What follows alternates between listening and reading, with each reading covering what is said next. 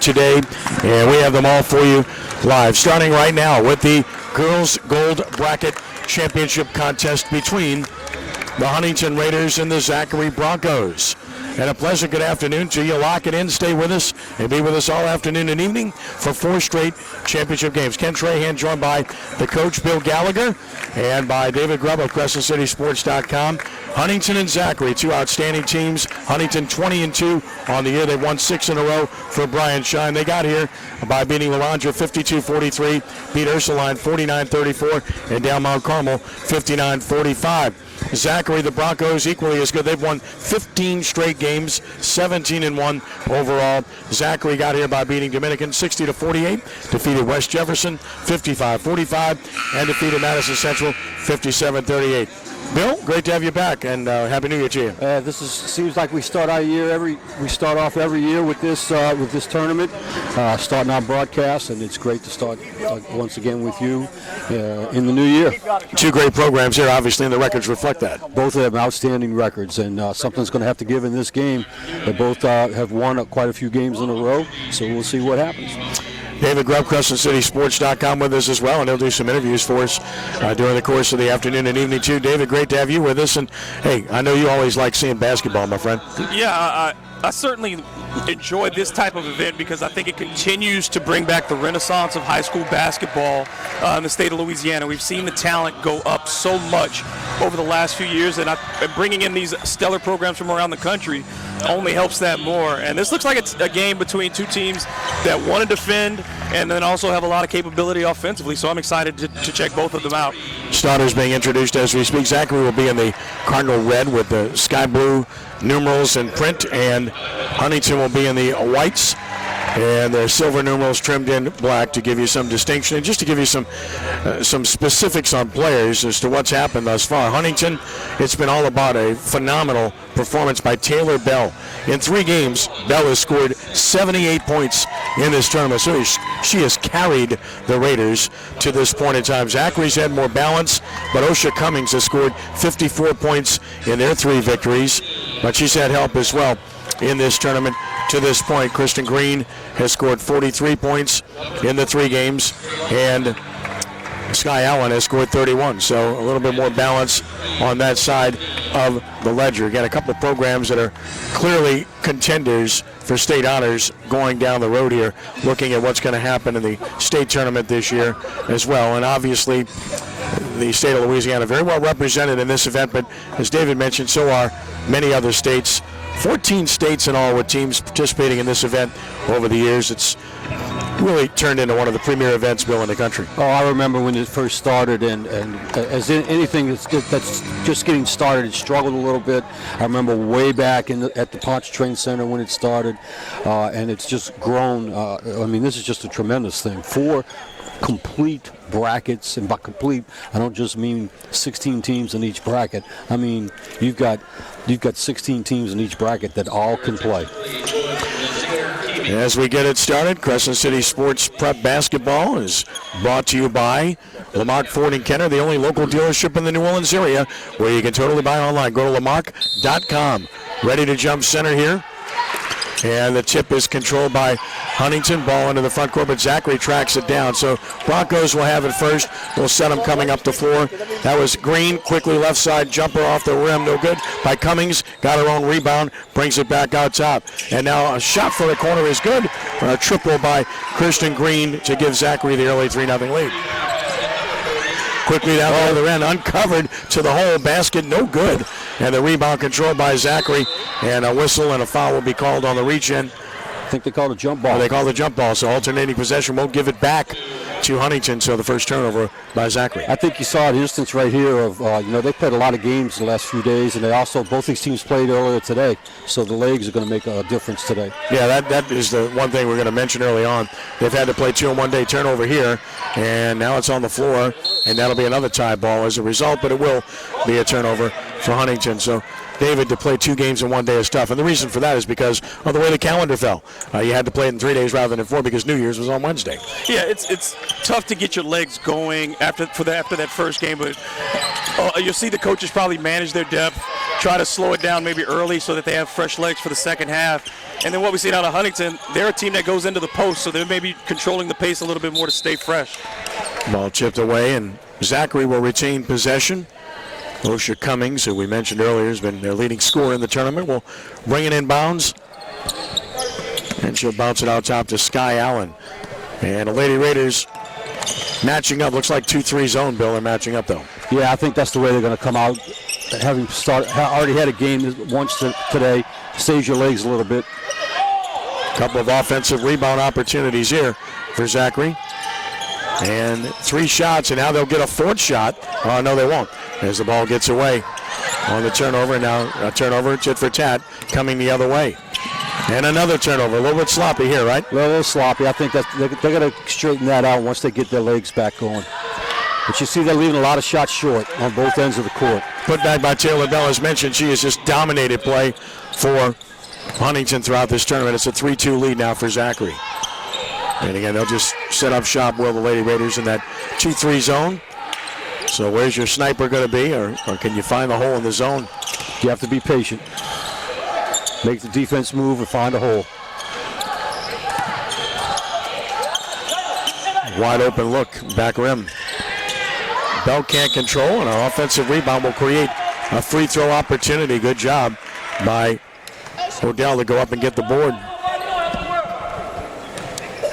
Yeah, nice bit of offensive rebounding. Dean commits the foul, first personal, first team foul. And a poor job of boxing out by Huntington, though. Yes, it was. Yeah, They had the numbers. Yeah. That should have been theirs. Odell converts first free throw, and she will make both. Zachary with a 5-2 edge early on, 5:59 to play in the first. Just underway in the girls' gold bracket championship game. Again, the first of 4 championships to be contested here today. And that's a 10-second call. So that's already 3 turnovers for each team, David, so a little bit sloppy early on. Yeah, I was surprised that they have Taylor bring the ball up court in that situation, but yeah, they need to clean this up early. You can see the shooting hasn't been efficient, and certainly the play has not been clean. Trapping here. Got away from the double team nicely. Good bounce pass. Unable to convert, though. Great job of avoiding the pressure, though, and getting the good look. And again, Zachary getting second chance opportunities, but this should be Huntington ball here. That ball was off of Zachary, and they do fix it. They fixed it. Yeah. But again, Huntington not putting their butts on anyone and get the rebound. Mm-hmm. Well, again, they're asking Taylor Bell to bring it up. She does everything, doesn't she? So she didn't take 10 seconds to bring it up that time. Not that time. She'll get it down in the post now. A lot of nice responsibility. Kick. Beautifully done. So kicked it out for the triple by Jayla Allen to tie the game at 5. Bell gets the assist. This game's even for the first time. Wide open look. They're going to be there against this zone. Defensive rebound here, and Moore gets them running. Nice over-the-top pass. Nice but move. Traveling. Oh. 4th turnover for Huntington. She was a little late getting her head up on that fast break. She had a player ahead, and it took maybe 2 extra dribbles. 2 extra dribbles to get it down the court, yep. Good penetration here, but that shot's well short. Put back no good, and another offensive rebound, and this time converted. So Zachary dominating on the glass early on in this game, and back up 7-5. Body language is not good for Huntington right now. They look fatigued. I was just going to mention that. They just don't look like they're into it yet. Makes you wonder what they did in between games. Right. Beat Mount Carmel by 14 in the semis. Bell all the way. Tracks it, puts it up, and scores it. She's a load. Very tough to handle individually. They're going to have to lean on her more and more if they don't smooth things out. Well, they're asking a lot of her. She's got to bring it up. Then she tries to post up. Then she's trying to beat people off the bounce. Passed up the open look there for the shorter look. Not really what you want to do, but they'll maintain possession. Point being, David, if you have the wide open look from 3, that's a better shot than the mid-range open look, right? Yeah, because they're rushing their mid-range shots. They're trying to get them up really quickly. They're not setting their feet. So, yeah, take the open shot. Each team with 4 turnovers now, but now a 5th turnover by Huntington. Blocked away beautifully. Nice leaner, but short. They'll get a blocking foul. 2-shot free throw opportunity. That was a fortunate call. They looked a little bit better as far as their language on that set of possessions right there. The Diamond Hills commits the personal. They're hurting. They're struggling. The shorts, they're grabbing the shorts. Grabbing the shorts already. Well, again, 2 games in one day, and hard-fought games at that. Free throw no good here by Raven Sims. She'll have another coming. As mentioned, Huntington 20-2 on the year. These are some impressive basketball teams that you're going to see down the road in the state championship playoffs later on, deep into the playoffs, I might add. A lot of traffic there, and then threw it away. A little bit too much bounce there, Bill. You got to get rid of it, right? You know, we've been talking so much about the body language of Huntington, and they're getting out-rebounded and things like that, but it's a tie game. So they're doing enough right now to stay with it. 3:40 to play in the first quarter, even up at 7. Game's been tied twice thus far. 1 lead change. Pressure out top. Sims runs it down near the timeline and now picked up her dribble. Knocked away and out of bounds. Never a great idea to pick up your dribble near the timeline. No, and then she just threw that pass really without looking. Somebody needed to come and help her with that. She needed to step through and bounce pass, but tried to swing it. I mean, she was not in good position at all. She caught the ball with the back and playing on a perimeter. Never a good thing. Restarting the offense here. Jayla Allen hit a triple earlier. See these one-handed passes. Nice reverse, tough shot. Taylor Bell's got 6. Well, she's coming as advertised, isn't she? She sure is. Responsible for all 9 because she has the assist on the three. Right on the 3. Exactly, and that gives them their first lead of the game at 9-7, under 3-minute mark here of the first. Huntington on top. Lazy pass there, but it made its way to the trap in the corner. Green.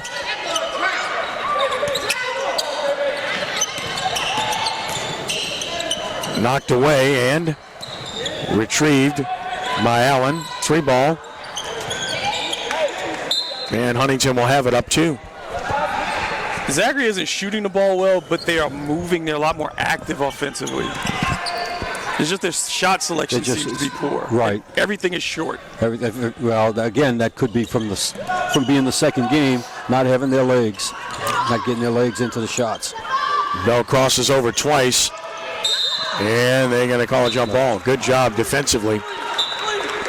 Ball will stay with Huntington on the alternating possession. Moore will bring it in bounds. I was going to say, you better front Bell down low on that inbounds pass.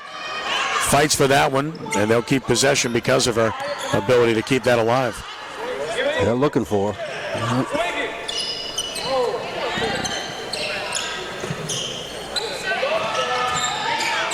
Nice spin move there. Look at that, the aggressiveness. Got the rebound. Hit her on board, kept it alive. 3 chances, no basket. She comes up limp. Yeah, she fell on her hip. And that'll be a 2-shot foul. Yeah, she's nursing it as she gets down the floor. Chance to walk it off here. I'm wondering how much depth Huntington has on their bench. It's not a long bench. No, and the coach doesn't seem to be even looking down there.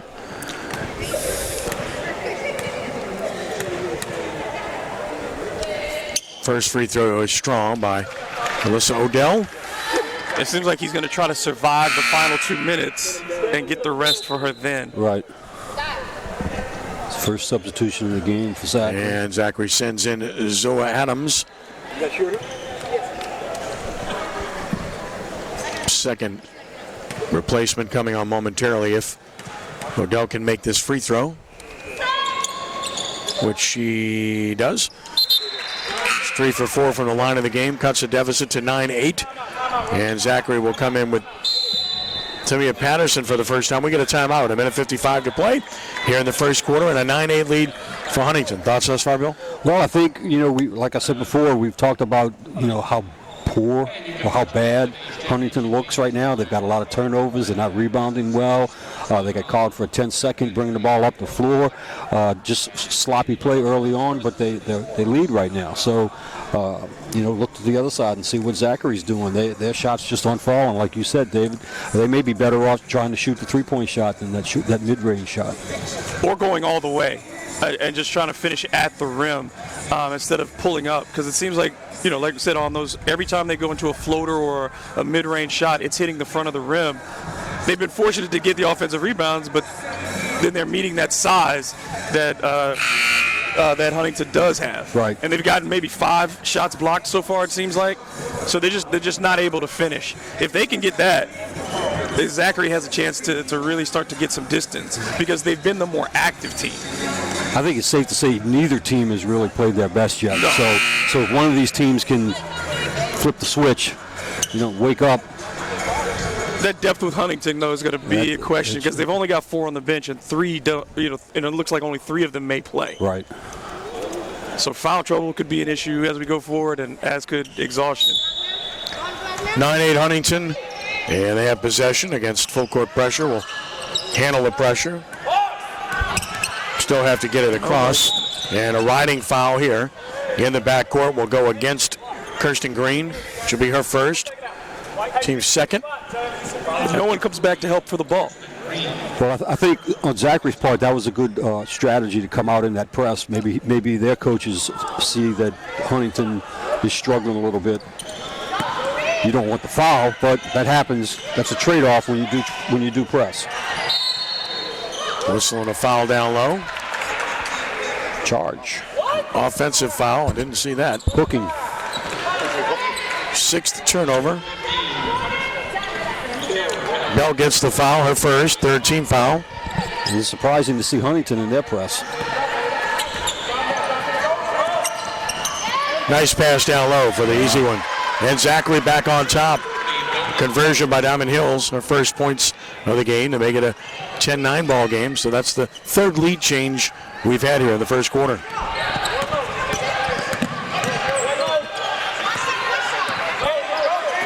You see Huntington go back, to putting the ball in Wilson's hands because they just don't trust their guards, it seems. Taylor Bell splitting 3 defenders, finding the open shooter.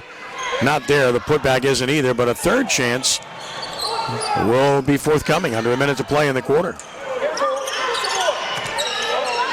That's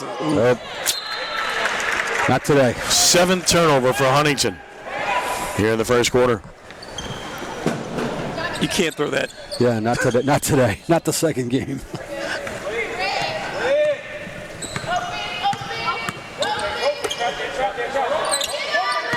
Osha Cummings lost her bounce, but maybe clear it to Kirsten Green. See if Zachary wants to spread the floor or attack here. They could play for one shot if they like. Under 30 seconds left. But the open look. Back rim it. Offensive board, another shot. Back in the paint, and again short. And another offensive board, but we'll get a whistle. It'll go against Zachary. That's going to work against Diamond Hills, and that'll be her second. And the 3rd team foul with 17.7 seconds left in the quarter as Jocelyn Bell checks in for Huntington. It didn't look like either wanted to take those shots. No.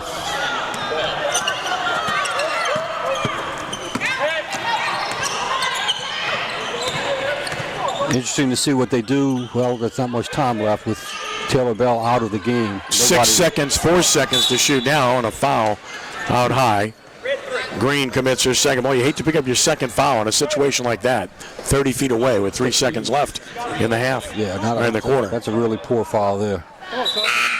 Against a team that struggled offensively and, like you said, with the time and situation. And with their offense sitting on the bench right now, too. That's not a push-off every time. Not every time it's not.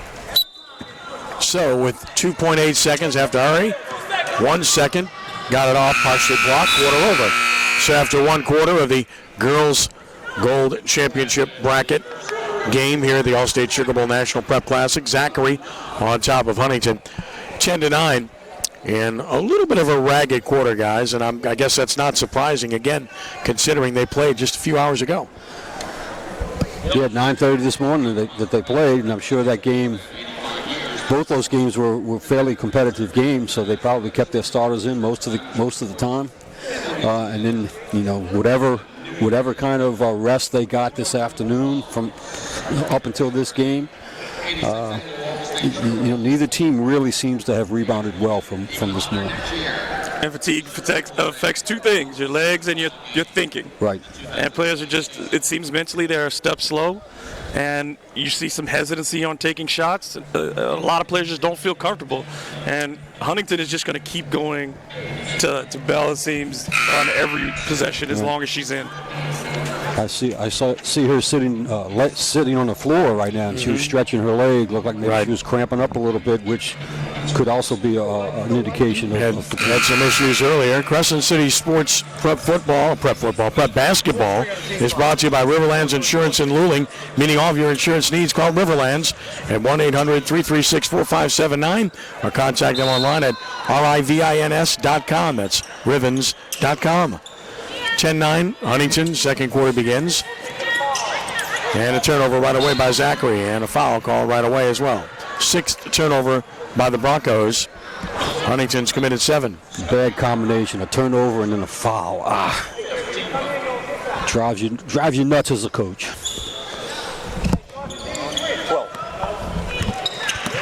And again, it's mostly unforced errors. That's the biggest thing. Yeah. Nice pass, but again, this is well short. Put back, spins out, tough break. And a third chance coming here. Or maybe not. Backcourt. I don't know if you'd call that one unforced or not. You'd like to see them secure that rebound. Yeah. I think they tried to rush and just put it back up.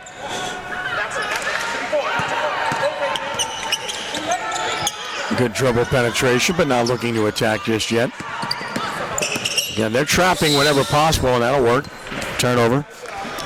That's the 7th on the Broncos. And again, what we were referring to earlier is normally this is a 4-day event. You don't play 2 games in one day, but because New Year's fell on Wednesday, you had to go Thursday, Friday, Saturday format. And therefore, at least once in the tournament, you'd have to play 2 games to get to this point. Today happens to be that day. And that will be the case in every championship game, by the way. Right. Today. Right. But for both teams, neither team has an advantage. No advantage. Right. Teams that won big and had a chance to rest players certainly will benefit. Teams with a lot of depth will benefit as well as we march on. The better conditioned team. Mm-hmm. These are also teams that are used to this. They've played tournament play before, and it's not something new to them. So, Girls Platinum Bracket Championship will follow this, and we'll have 3-time defending state champion John Curtis Christian against a really good LaGrange Lady Gators team. Nice dribble drive here, and it just won't go. Short again, and another offensive board, and again, the ball won't go in the net. I think the ball's tired. Great opportunities, and just really attacking the glass. Huntington getting an opportunity here. Good shots, the ball's right there, and it just can't get up over the rim. First one rolls in for Raven Sims, her first point of the game, which ties things at 10. And it remains that way on the miss.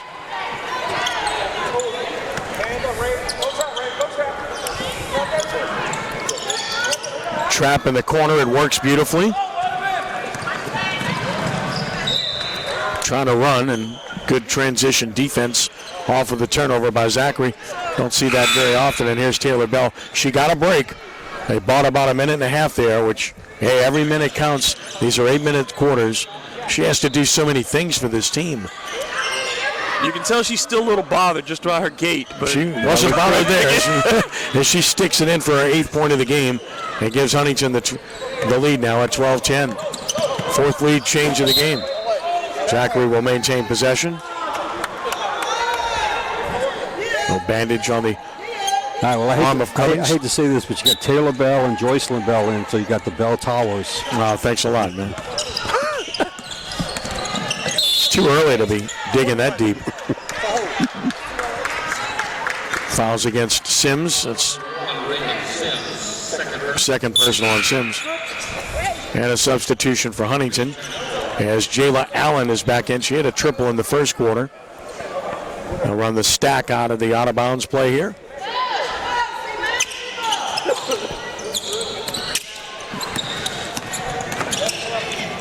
Nice dribble drive, but won't go.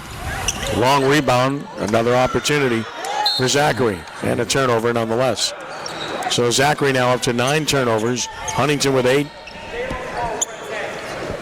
As a coach, you're gonna, for your second game and your fourth game in 3 days, you kind of expect the turnovers. Yep. You got to live with it and not harp on your team about it too much. It's not like they're doing it on purpose. The main thing is you just want to see them continue to defend. That's the one thing you can't control. Right. Well, nobody blocked the shooter out, and she chased him her own miss. That's Janisha Bell. Did a great job to do so and keep it alive. You got to check the shooter, but if you're matching up and playing zone, you don't see the shooter get checked too often, and that was the case there. Yeah, it's a little tougher to rebound out of the zone. And Bell saw that her shot was going to be long, so she immediately chased it. Benefited her, and meanwhile, Taylor Bell able to get to it and draw the foul, and she'll shoot the 1-and-1. 8 points in the game. She's got 8 of the 12 points for Huntington, and that's been the case throughout the tournament. Nice stroke there by Bell. She's got 9. She's got a very soft touch. Quick feet as well.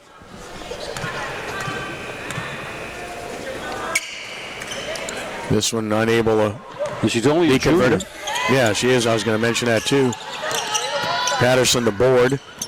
3-point lead Huntington. Nice floater in the paint. Not happening. But an offensive rebound by the shooter again. We're seeing a lot of that. Yeah, really not a lot of rebounds on the defensive end for Huntington right now. A lot of ball watching when the ball was up. Allen commits the foul. Not in the bonus yet. 5 team fouls against Huntington. And they'll just stay back in that zone. Nice step through. Unable to convert, and there's Bell with another board. And she'll bring it down. Somebody's got to stop the ball, and they do. There's an open look. Long rebound, and again, both teams zoning and both teams struggling to rebound defensively, but a turnover by Huntington. As a coach, there's got to be a way to coach that, right? About defensive rebounding out of zone. Yeah, oh, sure, there is. It's the guards who have to step in. Yeah. So 5:12 to play in the half. 13-10 Huntington with a stoppage in play here. Bell has 9 points for Huntington, and no one with more than 3 for Zachary thus far. Offensive rebounding on both sides and turnovers have been the story so far. Well, like you said, as a coach, there's got to be a way to coach how to out of a zone. Yeah, there is, but you can't do it right now in the middle of a game either. So you just got to keep imploring your players to find an opposing player and put a body on them. And like David, like you said, the guards it's got to start from out there. And you would think that Huntington would have seen some zone so far, considering they run so much of their offense through their post players. Right.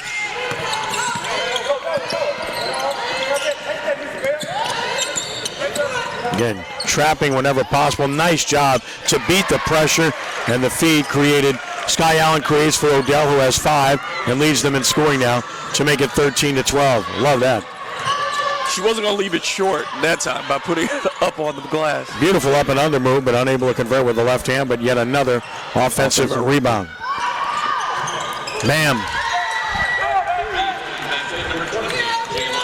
Jayla Allen's second triple of the game gives Huntington a 16-12 lead, so she's definitely their outside threat. And there's another turnover by Zachary, which will be their 10th of the game.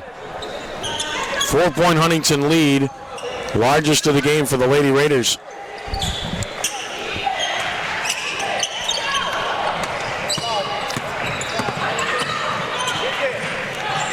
Try the other Again, side. Bell creating and can't get that one. The only problem is it takes her away from the glass. Well, she's pretty much their point guard, too. This is short. Good effort to save it. That's a great job athletic effort by Odell to keep that thing alive, and look at the result. Osha Cummings with 4 and a 2-point game. And a turnover by Huntington. It's their 10th. Each team with 10 now. For the lead. Bam! How quickly things can change. Cummings, beautifully done. Huntington really looks tired now. Cummings with 7 and a 17-16 lead for Zachary. Yeah, Huntington really you see some huffing. hosing up the floor. You see some huffing for Zachary. That's 10. You just took too much time right there. Just what you were saying. They're exhausted. And trying to sub here.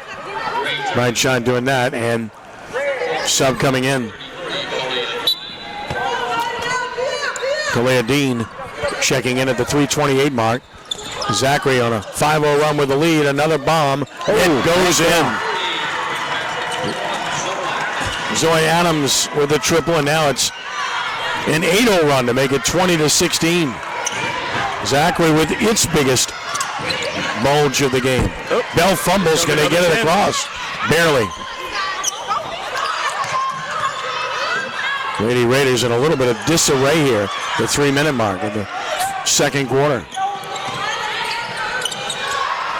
Wow. That goes in, tit for tat. If you can do it, so can I. Why not? And I am more. Don't think I've ever seen back-to-back banked threes. And that was like maybe 3 inches from the top of the basket. This will be a foul and a 2-shot opportunity. Offensive rebound by Patterson. Foul works against Jayla Allen. That would definitely get you an H in horse. That would give you the H. That might be the clincher right there. Yeah. That might be E. Congratulations to Tulane beating Southern Miss today in the Lockheed Martin Armed Forces Bowl. Second consecutive winning season, second straight bowl win. And oh, by the way, here's a great stat from Drew Porsche with a win today. Tulane and the Saints will have consecutive winning seasons for the first time ever. Oh, my gosh. Think about it. Oh, my gosh. Think about it. First time ever. There's got to be a first, guys. That's great. And like I said before off the air, with the win today, Tulane has the winningest college football program of this decade. They really do. Yeah, it's a good point, man. Look, I'm a Tulane fan. I'll take it any way I can right now. Nice triple job. Raven Sims goes coast to coast and converts, and suddenly Huntington back up 21-20 as this game goes back and forth. A little spark of life for Huntington. And there's a turnover by Zachary. Turnover 11. Spurts. Sims coast to coast again. That's short and out of bounds. She did it one time. Tried to do it again. She can pick that dribble up a little bit earlier and find a teammate. She had no intention of finding a teammate. No, she did not. Because like Ken said, she did it the time before. I'm going to do it again. Knocked out of bounds. Just over 2 minutes left here in the half. 21-20 Huntington. It's been closely contested from the start. We're in the game. J.L. Van Gilder just got the ball. Good hands. Yeah. He had great hands. His son Lenny would never have caught it, man. He's left-handed, that's why. From the free throw line, not happening. And there's a good board by Bell, Jocelyn Bell. You know, interestingly enough, Huntington's showing a little life here with Taylor Bell rested, on the bench. Sure. Yeah. That's an offensive foul on the pick. Called it on Patterson, so Huntington will give it back for the 12th time. And again, the illegal screen, when you extend the knee or the arm or when you're moving, you'll get it called against you. Right, it's usually that extended She's still knee. feeling that. 1 point game. Broncos down with possession, splitting a couple of defenders and kicking it back out. Adams is kind of dragging that leg after she bumped it. Here's a chance for a break off the long rebound. She's good now. Sims all the way, stripped away. Nice defense. Out of bounds, and they'll keep it. So Sims trying to go coast to coast again. Good transition defense to prevent that from occurring. And we'll get Taylor Bell back in. Jayla Allen returns as well. So doing everything they can to give Bell as much of a blow as possible. Kind of tough to get your rhythm in, though, if they keep taking you in, putting you in, taking you out, putting you in, taking you out. Such a great event on so many fronts here, boys and girls. This 10th annual Allstate Sugar Bowl Classic.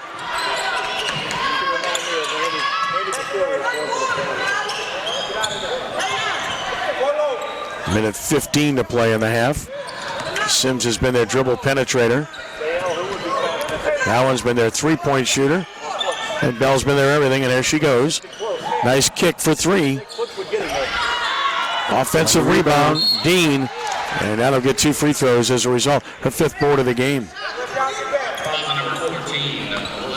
There have been plenty available. First foul on Odell. So free throw opportunity for Kayla Dean, who's done the work on the boards with 5 rebounds in this game. Nice shot, 2-point lead. David's Car Cougars represented on the boys' side in this event. Bill, I'm not going to say anything about your brother Martin, guys. They're not represented here. Yeah, we had our own tournament this week. All righty then. Doing quite well in it. Yep.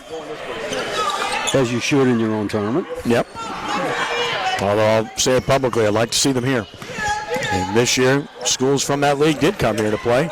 And other schools, coaches were here to watch because they're interested now, which is a good thing. Yeah, I think that's Holy Cross coming. in this event this year. Holy Cross was in. Archbishop Rummel in this event this year. John Curtis in this event this year. And Chris Jennings was here. Mitchell Johnson was here watching, and they're very interested. Just talking to them. I would think, can't speak for Chris Beal, but I would think that we're looking at. Well, here's why, because you got two levels. So if you don't feel like you can compete with these national teams that have all this length and depth, right, then you can play it in the state bracket and have a very good competition and still not only learn but benefit from it. Offensive stick back by Dean, her 6th board, her 3rd point. And now Huntington by 4, matching its biggest lead as we approach halftime. Zachary might have the last possession here. Huntington's been able to get somebody other than Bell to score, and that was what they couldn't do in the first quarter. Open look for 3. Nope. Offensive rebound and a foul with 7 seconds left. Good job to go to the offensive glass by Tamia Patterson, her 5th rebound of the game. And that's the 3rd foul, by the way, against Jayla Allen, so that's a huge number right before the half. That hurts to have a starter pick up your 3rd foul right before halftime. Definitely hurts. Patterson free throw in and out. And that shot was kind of hard. Instead of being a little soft and short, that hit the back of the iron. Maybe a little overcompensation. Second no good. Same thing. Chipped out of bounds with 5.8 seconds left. Huntington now will get the last possession on an 8-0 run. Remember, they were down 20-16. And they've run 8 in a row off here to end the half. See if Bell can get a shot off. Pushing it hard. She's not aware of the clock. Yep, not going to happen. So halftime arrives and a 24-20 lead for the Huntington Lady Raiders, closing the first half on an 8-0 run, Bill, to give themselves this edge. Well, with everything we talked about throughout this half about playing the second game of the day and all that, it's the biggest effect of this, I think, has been the ability of both teams, which makes it a close game. Both teams have been able to get second chance points off their offensive rebounding. David? The outside shooting got much better in the second quarter, too. The penetration, Zachary was able to get in tempo, transition off of their turnovers and create some shots. And then you saw even with Bell on the bench, they were able to get a couple of threes, on the wing for Huntington. So if they can start making a few more shots on both teams, that's really the thing, is that they just can't keep missing the gimmies inside the paint. They can't keep missing off of the offensive boards. If they can convert some more of those either side, that could be the difference. Well, we'd like to salute our friends at Lamarck Ford. Huge things are happening at the big store in Kenner, including a huge selection of pre-owned inventory in the brand new indoor showroom featuring all makes and models. Come see our remarkable deals and service. Stop by or go to lamarck.com. Hope you will. On Crescent City Sports, Prep Basketball presented by Yale College Inn and Rock and Bowl. College Inn, a true New Orleans farm-to-table restaurant, open Tuesday through Saturday for dinner, and the home of the New Orleans Prep Sports Hall of Fame. That's College Inn and Rockin' Bowl. They ran out of people, so they put a picture of Ed and I up in that place for some reason. So I don't know what the heck they were thinking. It's crazy. So there's no accounting for taste. no, there really isn't. It's just Maybe beyond ridiculous. The food is excellent, but Oh, the food's great. The food's great. The owners are terrific. yes. Yeah, and thinking about Brother Martin, you guys. I was in there. This is probably about 4 months ago, having dinner with my wife, and I hear my name. I don't see anybody. Then I get tapped on the shoulder, turn the other way. You remember me? I said, yeah, I remember you, Andy Russo. Andy Russo. So, legendary coach at St. Aloysius and Brother Martin, and just a great guy, and just telling me how much he enjoys following our coverage. He's over in Texas, of course, and was just telling me how much he really enjoys going on our website all the time and seeing the coverage of high school sports and seeing the games that we do, and just really appreciated that. And then I, of course, had a chance to talk extensively with him about players, because I used to go watch them play all the time when I was a kid and as an adolescent. Yeah. And I played in the CYO tournament at Brother Martin when the school was changing from St. Aloysius to Brother Martin, and I joked with him. I said, "You remember recruiting half my team since we won the tournament? It beat, we beat the two best teams in the event. We beat Holy Ghost, and then we beat St. James Major, who at the time was a powerhouse team too, to win the thing. And the next thing you know, the test is coming the next week, placement test, and he's got like." Our three best players touring the school, which was, very new at the time. It's still a very new facility, which was Koryezu. And I was one of the ones he had touring. I wasn't one of the three best players, but I was along for the ride and doing so. And by the time we were done, we had guys that wanted to go to Rummel or go to Jesuit or, and one that wanted to go to Holy Cross, two that wanted to go to Redemptorist at the time. And so forth. By the time we were done, like 3 or 4 of us said, "Well, I already made up my mind. Man, we ought to think about coming here. This is a nice place." And that coach really liked us. Yeah, fat chance, man. So I can't say that anybody changed their mind that night, but it was a good experience nonetheless. Yeah. Really enjoyed it. And then where David's concerned, kudos to the Carr Cougars and my good friend Bryce Brown for what that football program's accomplished. I mean, it's phenomenal. It's so difficult to do what they've done. 4 consecutive state championships, only the 5th time it's ever happened in Louisiana prep football. Just an amazing accomplishment. Taurus Howard does a great job with basketball, but he's a good football coach too, and he's a good friend. And they've had some success in recent years in baseball, changed coaches last year. Track and field. Track and field have been outstanding. Been just a model program to watch, and now they got new facilities going up, so that's special too. And they've invited me to come over and see everything, and I'm going to do that and visit. So a lot to like there as well. Carr's been playing in this event on the boys' side since day one. They play every year. Doesn't make any difference whether they're good enough or not. They just like the competition. They're going to play. That's what it always was. When the program started with Bill Robinson back in the early 90s, we weren't eligible the first 2 years to play for state championship because we were a new high school. Yeah. And so we constantly scheduled. We were 3A school at the time, and we scheduled 5 and 4A schools. We played against Cohen when they were the defending state champions. The Richard Allen teams over at John Ehret. Yep. Melvin Simon. We played against Randy Livingston. Yep. All those great teams, and it prepared us because in the first year we were eligible, we won a state championship.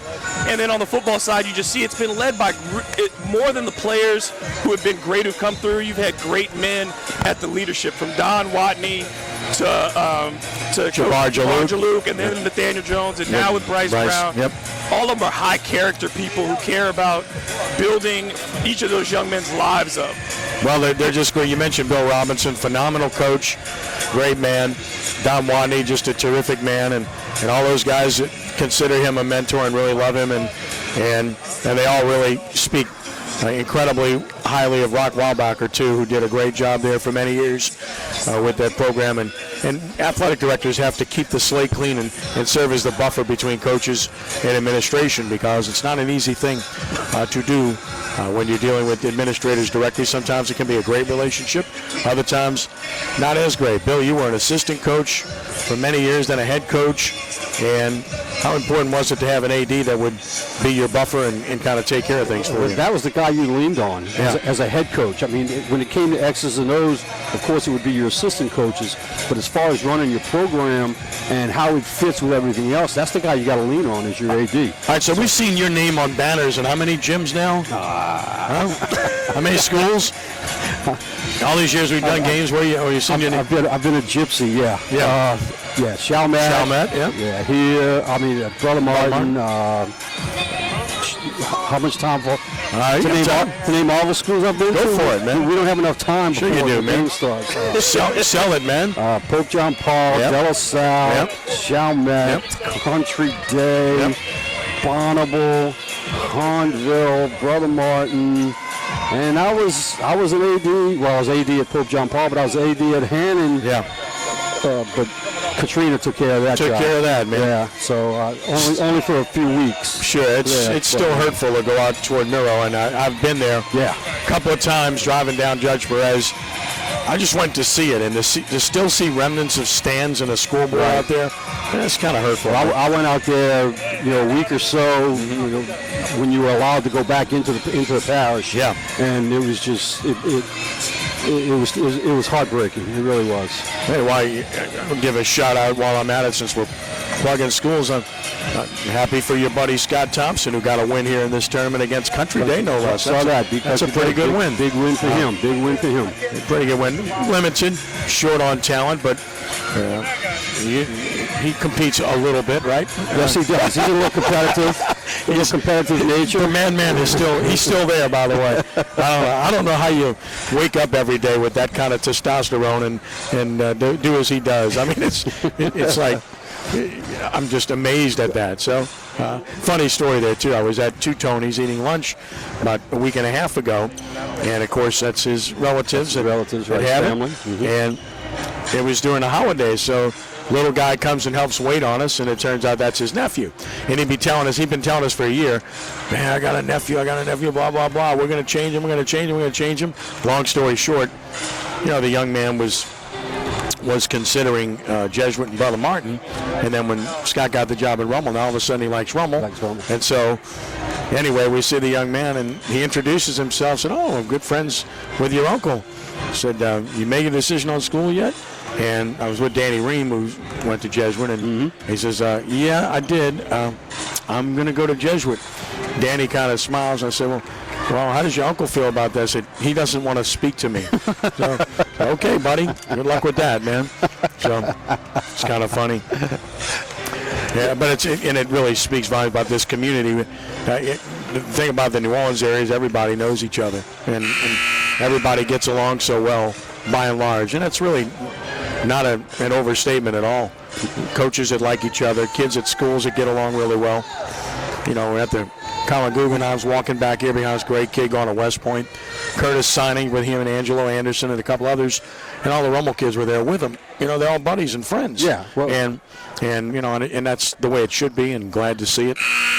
Well, it's the uniqueness of New Orleans and the surrounding area with the playground, and biddy programs and things like that. These kids they've known each other since they were in grammar school, went to grammar school. Well, probably the greatest sight I've ever seen is the year 3 years ago that Landry Walker and Carr both won state championships in football. I mean, they basically hate each other, 364 days a year, and here they were together taking pictures before the game as one, and then celebrating each other on the field as one left the field as a champion, the other was coming on. That's what it should be like, and that's what it's supposed to be about. It should be. And that was great to see, and rivalries are great, but relationships are more important. As we start the second half, the foul committed at midcourt there by Zachary's Kirsten Green is her third, right? So she's got a little bit of foul trouble. Jayla Allen with 3 for Huntington. Taylor Bell, 9 points to lead the way for Huntington thus far. Osha Cummings, 7 for Zachary. And a 4-point lead and a turnover right away by the Lady Raiders, so that'll be number 13 on them to give it back to Zachary. So 4 points has been the biggest margin we've seen in the game on either side thus far. No one's been able to separate just yet, and you get the sense that neither one will. I don't think either one will. I think this is going to go down this close to the end of the game. It looks like it might be a battle of attrition with some of the fouls that trouble that some of the players are accumulating. Whoever can survive. Nice dribble drive. Nice job Beautifully done by Osha Cummings. She's been the star for Zachary as advertised. She's got 9, and here's another turnover against Huntington. So back-to-back turnovers by the Lady Raiders. Huntington started this half like they started the game, really out of whack, out of sorts. It's been too big of a problem for them to just get the ball across half court. Oh, almost another conversion off the dribble drive again by Cummings. And finally, Lady Raiders get it out of there in the person of Bell, Janisha Bell. Taylor Bell out top, hands it back to Janisha Bell. There's a lot of bells out there. Ring it. Moore down low to Bell, beautifully done. Once she gets it that low, David, no chance to stop her. No, she turns very quickly. She had the space and finished, got that ball up. She's talented, no Very doubt. talented. 4-point lead. A lot of dribble driving by Zachary early in the half here. Must be the plan. But this one gets away, and yet they run it down. Good hustle by Sky Allen. In and out. Well, I think spun out, and here's Taylor Bell with another board, number 6. They may check that rim after the game to see if there's something on it. Well, we saw Bloom Township make 10 3-pointers in 1 quarter here Friday night. Long 3. Out of bounds to Zachary. I've never seen that before at any level. Never. 8-minute quarter, team made 10 for 11 from 3-point No, range. I've never heard of that. And there was a big crowd here Friday night. You should have heard the oohs and ahs. It was like every time somebody caught the ball, it was like, that's going in. And then they turned around and got whipped by Tampa Catholic, who we're going to see later in the championship against Scotlandville in the boys' platinum bracket. Compare that to the Orlando-Miami NBA game last night. Miami scored 6 points in the fourth quarter. Hello. Dribble drive, foul. 2 shots coming. Boy, as I said, looks like the strategy. They're driving to the hole on every possession thus far in the second half. And that's 4 on Allen. Yep. Yeah, Jayla Allen just picked up her 4th, and she's got 2 triples in the game, so that has to be a concern. Speaking of NBA, DJ had a really big game earlier this week, right? Oh, yeah, 25 points. Yes, his season high. Such a great kid. He had a ceremony for him at Brother Martin recently, right? Retired his jersey, retired his number. Showed up. A lot of them showed up. A lot of guys we hadn't seen in a long time. I love that guy, man. I've had such a good relationship with him for a long time. DJ's just, I mean, that goes back to his family. He's got such a great family. He's been brought up the right way. Can't say enough about him. I always hoped he'd find his way here. You know, he would have been a really good guy. Yeah. If not being your lead guard, to be your 6th man, 7th man, and he's played that role beautifully for years. Nice shot. Kanaya Moore with her 5th point of the game, and Huntington back up by 4 as a result. He also has a great connection with the community. He's back here all the time. All the time. He is. All the time. Camps, charity work. Turnover by Zachary. Sims, who's really good off the bounce, gets it to the hole. In a timeout. Biggest lead of the game. 5:31 to play in the third. Huntington up 6, 30-24. First slight bit of separation here, right? Yeah, who was it that said Huntington looked really bad coming out to start the second half, and they've got their biggest lead? Was that you? Come on, man. They're surviving, and that's what they're trying to do right now is weather a storm. And again, Zachary continues to turn it over. Miss point-blank shots. So let's see what happens out of this timeout, whether that was a good timeout. Well, Zachary, I think, had to call that timeout there. So let's see how they come out of the timeout. That's what you want to see when you're a coach, is how, what can you change or move around or something out of that timeout, and can your kids execute coming out of the timeout? And it seems like Ken said, with the drives, it's been intentional. It seems like they're trying to test the legs and see if Huntington will wear down. And maybe this early part will pay off once they get to the fourth quarter, just by continuing to accelerate the pace. Crescent City Sports Prep Basketball is brought to you by Lamont Ford & Kenner with a 30,000 square foot collision center using state-of-the-art technology to repair all makes and models, and one of the first in the area to work on aluminum body vehicles. Come see our remarkable deals and service. Stop by or go to lamont.com. 5:30 to play in the third, and a 6-point lead for Huntington. Trap at the center line, got to get it across, and they do. Good reversal on the dribble there. Nice job of overplaying. And Moore can't control the ball. Just catch the ball. She wasn't going to score on the break. Defense was already back. Just catch the ball. Wait for your teammates.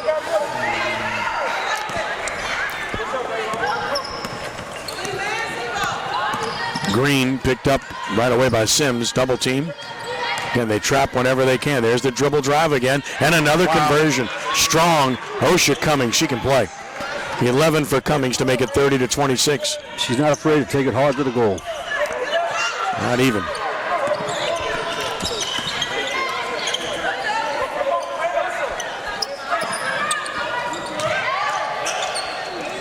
Oh, and a strong move. Count the basket. Offensive foul. Wow. They did call Bell for the foul. So Bell gets the offensive player control foul. Take the basket away. Second on Bell. Okay. You know, I don't like reviews because that makes every official look bad, I think. And a charge and a block, that's always 50-50. He had a much better, closer angle at it than we did. And banking it off the window is Odell. She's got 7, clearly their second option, and now it's a 2-point game again. So I think that was a great timeout. Obviously, that Zachary called there. The team responded. Overplay, almost a steal. They're playing man defense now, Bill. Another change out of the timeout. So you know they're going to try to go to Bell here. She's got the ball way out top. Now you got to make sure you help. She's going to two best players going against each other here, Bell and Cummings. Two-shot opportunity. That's going to work against Diamond Hills, and that's her third. So you got Hills with 3, Green with 3 for Zachary. Jayla Allen has 4 for Huntington, and at the line is Jocelyn Bell to shoot 2. Got Taylor Bell, Janisha Bell, and Jocelyn Bell. First free throw, no good. Louisiana governor would be a fan of this team. Substitution for Zachary. Zoe Adams coming on.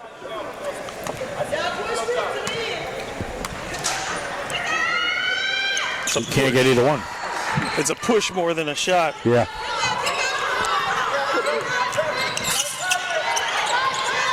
Splits 2 defenders and foul. Nice move by Kirsten Green is going to get her to the free throw line on the foul by Kalia Dean.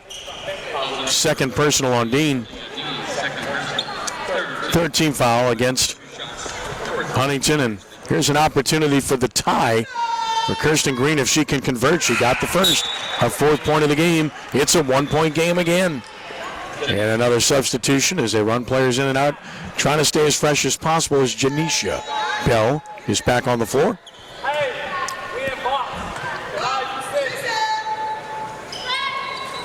In and out. And there's a rebound for Taylor Bell, her 7th.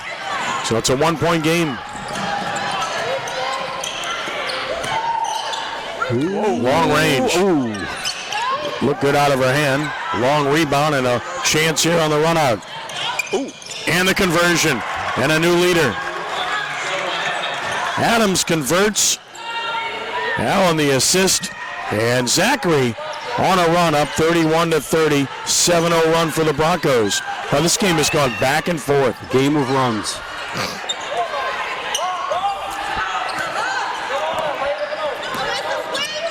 I guess we got a little bit of one-on-one. Long range 3 ball sack. Beautifully done by Janisha Bell. And Huntington back on top. Another lead change here. Token pressure. 8 lead changes now in this game. Gives you some sort of idea. Double team in the corner. And a turnover. Bell on the run. Will she go all the way? You bet. Can't convert. Put it back up and got it. Bell, 8 rebounds, 13 points, and a 35-31 Huntington lead as they answer on a 5-0 run, and now a foul committed in backcourt by Janisha Bell. Should be her 2nd. That's just a cheap one to take. Right, too far away from the basket. You're up 4. You're starting to get, dominating the glass here again on these misses. Split defenders, short off the rim. Zachary's not getting the second shots now. Won't go, but there's a second chance. No. Strip away. Got it back. Ball slips away here, right in front of us, and it will be Huntington ball with 2:01 to play. In the third, up by 4, are the Lady Raiders. Just too casual with the ball. Hold your spot. Hold your spot. Tired, exhaustion. You can see it. Bill spins beautifully. Oh, couldn't finish. Got the rebound. Look at that. Oh, my God. Absolutely relentless. Ninth board, 15 points, 37-31. Biggest lead for Huntington. Good penetration, open opportunity, and an answer for Zachary. And again, teams answering each other. Adams now with 8. She's got 2 triples in the game, and it's a 3-point game. Ball out of bounds to Huntington. This may not be the best played game, but this is really a fun game. Both sides competing extremely well. Knocked away from behind, turnover. Zachary the other way. 2-on-1, nice pass. Give it back, put it up, and in and out. Put back and a foul. That thing spun out. That rim has been merciless. Somebody, if the other teams have been watching this game, they are going to want to have that goal checked.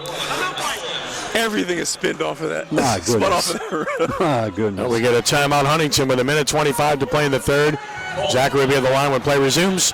37-34 lead for the Lady Raiders. Taylor Bell, 15 points, 9 rebounds as advertised. I tell you what, she really gets going when she gets around the basket. She's maybe not the first one across the court. She takes her time, but if you get the ball to her into the post, all of a sudden that switch goes off, and she really starts taking off. If she had some guard play, where Yes, she didn't have early. to handle the ball as much early and could get that position a little bit quicker. Like I said, when she's moving, she's able to score. When she posts, she's able to score, and she's got that second jump. Yeah. Is so good on the offensive glass. I mean, all she has to do is get it up. She's able to get up quickly enough if she misses to put it back in, and we've seen that like 3 possessions. And she's not afraid to pass the ball, too. She'll take it down. If they double up on her, she'll dish it off.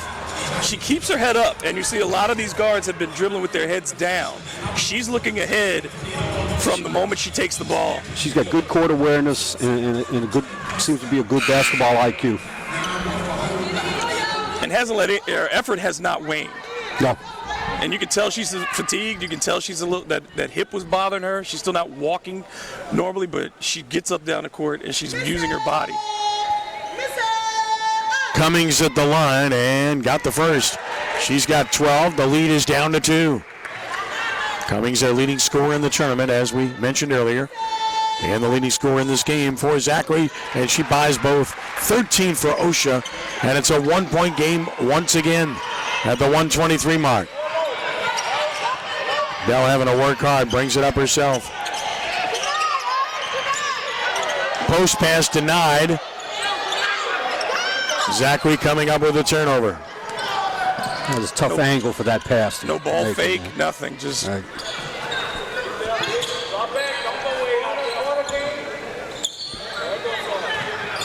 Baseline drive cut off, splits 2, and now lost it. And knocked out of bounds. A little bit too much traffic to try to Well, it was a good defense. put it on the deck there. Good defense by Huntington right there to take away the baseline. 15 turnovers for Zachary, 17 for Huntington. Under a minute to play here in the third. And a 1-point lead, Lady Raiders, and they have the ball.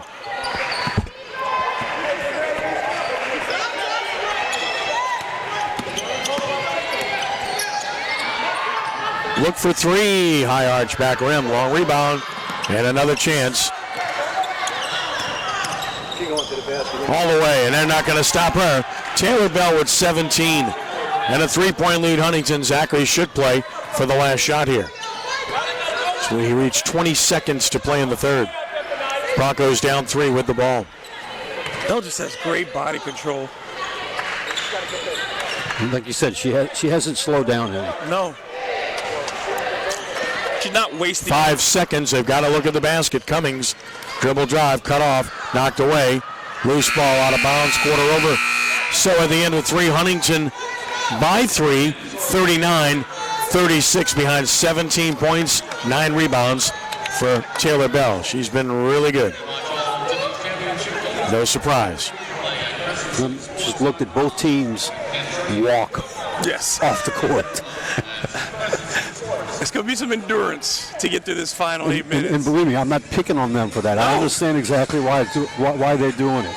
I feel for them, but they are exhausted. But like you said, they have not let the quality of the competition diminish, Right. even though the play has not been clean. Exactly. Right. They fought for baskets. They've tried to do what their intended, their game plan has been. It just hasn't gone down, and that just happens some nights. You just don't have any shots fall for you, but the effort has been there. I think you could say that if this was the first game of the tournament and they were well rested, you'd still have a 3-point game right now. Very I possible. imagine that because you look at the scores that they've had. They've held their opponents, all of them, in the 40s. Yeah. So defensively, they've competed every night. Each one of throughout this tournament. It's just that tonight, this afternoon, the shots are not going down. They've missed a lot of bunnies. They haven't been taking bad shots. That's the thing. They have not been rushing. They've not been taking. There were a couple of early on in the game. And that they were happens. questionable, but that's the beginning of the game. You're trying to see what's working for you. Fourth period begins. Zachary down 3 with the ball against the zone.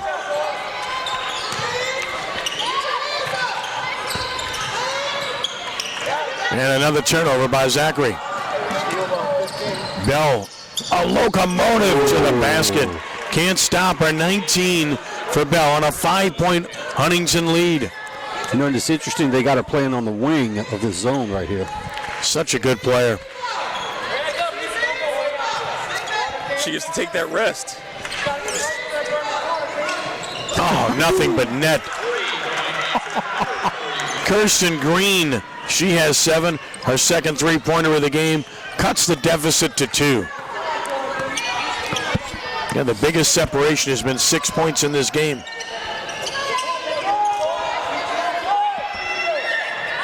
Dribble. Find the open look. Way too strong. Nice tap back. Boy, what an assist. Oh, my goodness. But she can't. Odell the rebound. Her 6th. Sometimes that uncontested one-footer is the hardest shot to make. That one's too strong. Long rebound, though, and Zachary will maintain possession. Would have given them the lead, but they'll get another crack at it here. Jocelyn Bell had 3 tough breaks. She didn't roll. She rolled to the paint instead of fading on the pick and roll. Then she shoots the air ball, and now she tips the ball out of bounds. I think that's why she went back to the bench just now. Nice drive, can't finish. And a rebound to Jayla Allen. Allen playing with 4 fouls. Had a chance to line that one up. A little bit of a knuckleball. Yeah, it did have a different lift to it. Sky Allen the board.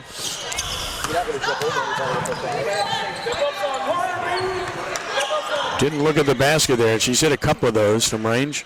That's a lot There's of space. the lead. Ooh. You bet. It's Osha Cummings giving Zachary the lead. 16 for Cummings. 42-41. Broncos back on top. Know your man. Know your man. And they gave her so much space to take that shot. They did. Again, I think part of that is legs. They're just not able to react as well. For the lead here, high arch, no. Rebound Adams. Broncos now up 1 with the ball. Dribble and thrown away. And guess who? Taylor. Taylor Bell on the run. She's eyeing him up. To the paint, to the basket, and yes, 21 for Bell. Huntington back up, 43-42. Timeout called with 5:22 left to play as this one bounces back and forth. Crescent City Sports basketball presented by E.O. Collagen and Rock and Bowl. Rock and Bowl now with 2 locations on South Carrollton Avenue in New Orleans and Jefferson Street in downtown Lafayette. See a full schedule of entertainment at rockandbowl.com. And Crescent City Sports Prep Basketball is brought to you by Lamarck Ford and Kenner. Now with all new 12-bay quick lane, servicing all makes and models for brakes, tires, oil changes, and more. Come see our remarkable deals and service. Stop by or go to lamarck.com. So a 1-point Huntington lead, 21 for Bell with 9 rebounds.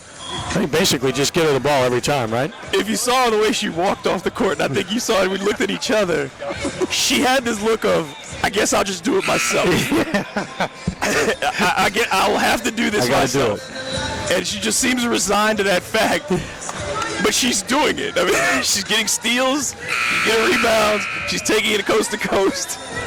Well, I think you can tell she loves to play. I mean, she just walked out, and the first sign of emotion from anybody today, she claps her hands. There's 5 minutes left in the game, and they played in the second game, and she's ready. She's ready to go. Zachary Ball with a chance to reclaim the lead in this back and forth affair.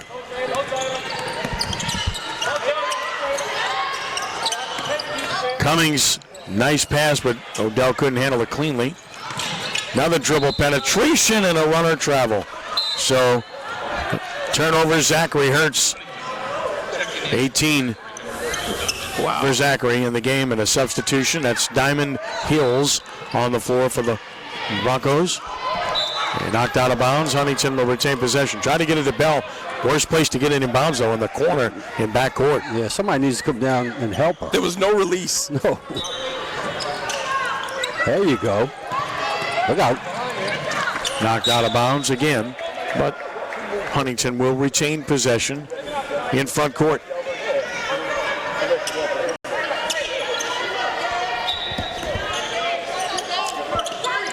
The double her right away. And a fouler.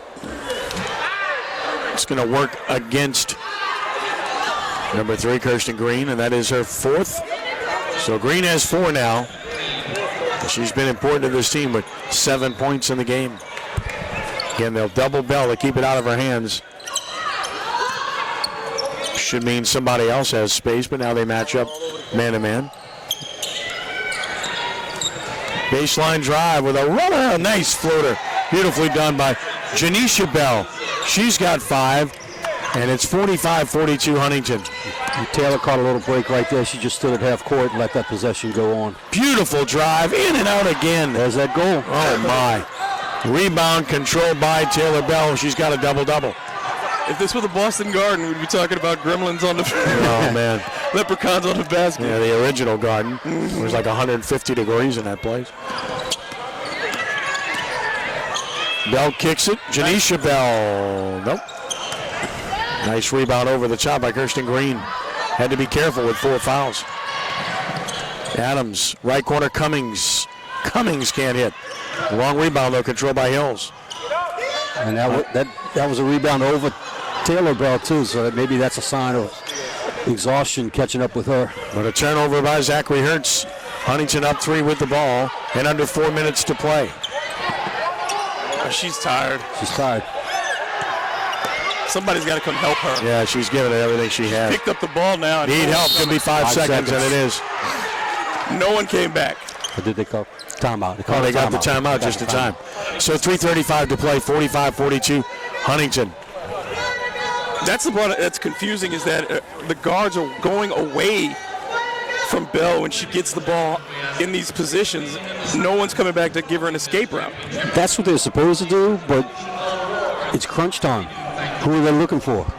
Taylor, you do it. You do it, Taylor. And so they're kind of caught in between there. But they have to get her the ball on the move. Give the ball to Taylor. Because the stationary, they're just giving her a target for the double team. They've got to find a way to somebody set her just loose with a screen or something so she can catch it on the move. Going back to when DJ played for us, and we'd get in a tough part of the game, and we'd call him over to the side and say, DJ, just go get the ball. Good coach. The ball's got to be. Well, you were such a great coach. No. I stayed away. That was my contribution. Don't listen to anything that Gallagher tells you. I hear you. I taped his finger. He had a bad finger. Good job. That was that. Kept him on the floor. Obviously, you've been the key to his longevity. Look at that. I mean, that's a tough pass into a triple team. Spin move. Out of bounds. Should be Huntington ball, and it is. Tough shot, but the spin move and missing that spin move, that's another sign of exhaustion. If she was able to get it up on the glass, somebody's got to finish. Bell all the way. What a move, and she'll get to the line. She doesn't need much space. She doesn't. Cummings the foul, her first. At the line, Bell. They're all important now with 3:09 to play. Conversion's huge. She's got 21 points. 1 for 2 from the line in the game. You wonder about the legs at the free throw line, right? And it's short. Tell.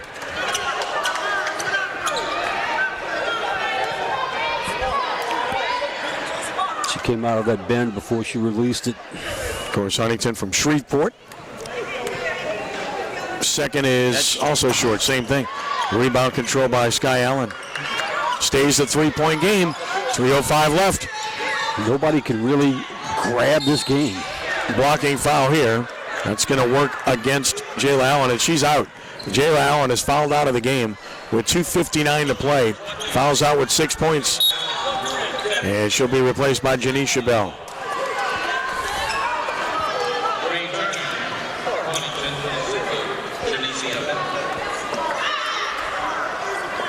Cummings gets it inbounds to Sky Allen. Back to Cummings on the drive. Nice pull-up. Can't get the roll. Offensive rebound knocked out of bounds to Zachary. We said offensive rebound a lot in this game. And the Broncos will get a second chance here, down 3. Out of the stack, inbounds play. Nothing happening. Bounce it down low off the double team. Open look for the tie. Cummings, you bet. Your best player gets the ball in space. She knocks it down. She's got 19. This game is tied.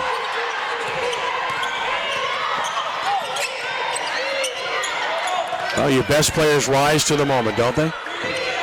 That's what you want in the end, at the close of a game. Your two best players. Now look at her face. And they're guarding each other here. Bell, player hits the deck. She'll get to the line to shoot 2 again. She just wasn't going to give it up. The foul committed by Sky Allen will be her second. And now here is Taylor Bell back at the line. She missed 2 about a minute ago. Back there now in a tie ball game at 45. See, I think that goes back to what I was saying before. The other girls are saying, give the ball to Taylor. She can't Taylor make wants the ball. She can't make it. So now if you're Zachary, if she gets the ball, you might consider fouling on a regular basis, right? Not that she can't shoot free throws. I just think her legs are tired. Yeah, right now it's got this one. 1 out of 4 in the last minute or so, and a lead for Huntington at 46-45. 2:17 left. I don't want to foul her while she's taking the shot, though. Nice dribble, drive, and scoop. What a beautiful move to give Zachary the lead. Kirsten Green with 9 points. Zachary's up 47-46. 2 minutes left. What a finish we have in our first championship game of the day here. The Allstate Sugar Bowl Prep Classic. Minute 50 left. Bell just holding on off the bounce. Cummings guarding her. Great matchup right in front of us. Cummings makes her give it up. Janisha Bell off the bounce, lost it. Turnover to Zachary. Charging the other way. And a turnover back the other way. And now another ball loose, and Huntington comes up with it, and here they come, 3-on-1. Dribble drive, all the way, left-handed up, it's good. Kanaya Moore has 7 points, and Huntington back on top, 48-47. That was a really clutch shot. She hit Taylor open on the other wing, calling for the ball. She just knew what she was going to do with it. Knocked away, turnover. Pass it. Gave it up beautifully, layup is good. Kanaya Moore coming up big down the stretch. She's got 2 straight baskets, 50-47, under a minute left. Zachary with 2 costly turnovers. They missed Cummings in a game-ending situation. For the tie, Cummings, in and out. Rebound on the floor, controlled by the Lady Raiders, out of the pack, all the way, and the basket is good. Kalia Dean, Huntington coming up huge in the final minute. The lead is 5. Cummings dribble drive. Cummings all the way to the sack. Too strong. Offensive board blocked away by guess who? Bell, and she's got the ball. And Huntington now in great command. Bell hits the floor though. It goes tumbling down. The foul will be called against number 30. Diamond Hills are 4th. We got a little extracurriculars going on out there now too. 6th team foul. 3 red, 1 5, white. Double technical. that'll offset. We're gonna shoot the free throw. All right, so Green is the 5th foul. She's fouled out with the double technical. Kirsten Green is fouled out with 9 points. Big loss for Zachary. It's a double technical. One on Kirsten Green of Zachary. The other is on Taylor Bell, which would be her 4th. But she's still in. She's not going anywhere. No. Well, the technicals wouldn't be no.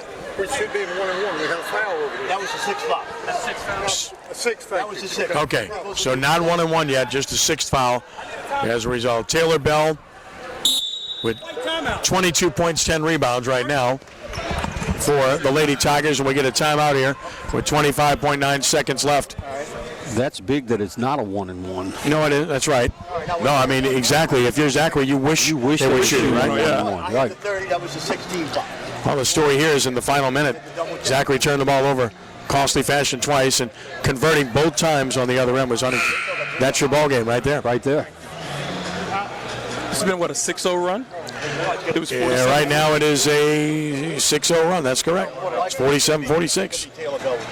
And that's going to be your difference maker here, the way things stand right now. And then Moore. What's Moore's first name? Moore's first name. That's for Huntington. So Osha Cummings with 19 points for Zachary here. She's carried them as she has throughout the whole tournament. And then on the other side, Green.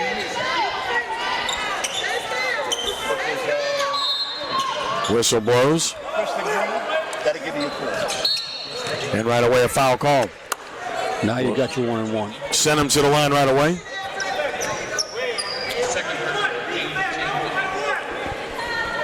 So this will be a 1-and-1, and it will be Taylor Bell at the line. Now she's made just two of 6 from the line in the game.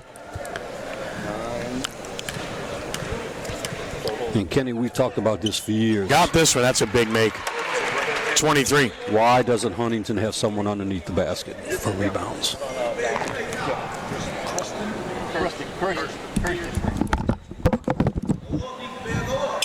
The second one is no good by Bell.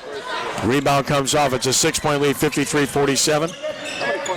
We expect David to talk to Coach Brian Shine of Huntington, and of course to the star of the game, Taylor Bell. Right now, she's at 23 points, 10 rebounds. This is no good. And now the clock running down, and Huntington is going to win this championship off the rebound. No need to shoot, but they do. And this one's over, and Huntington has won this one in great fashion here by the score of 53-47. What a win for Huntington, as we'll get David in position there to get the winning coach, Brian Shine, and then we'll get Taylor Bell as well. And line them up right there and make sure we get them right away. What a victory for Huntington to win this girls gold bracket championship, 53-47. The difference in the final minute was about turnovers, Bill. Yeah, those 2 turnovers right there that Huntington was able to convert really gave them the edge and forced Zachary into hurry-up basketball.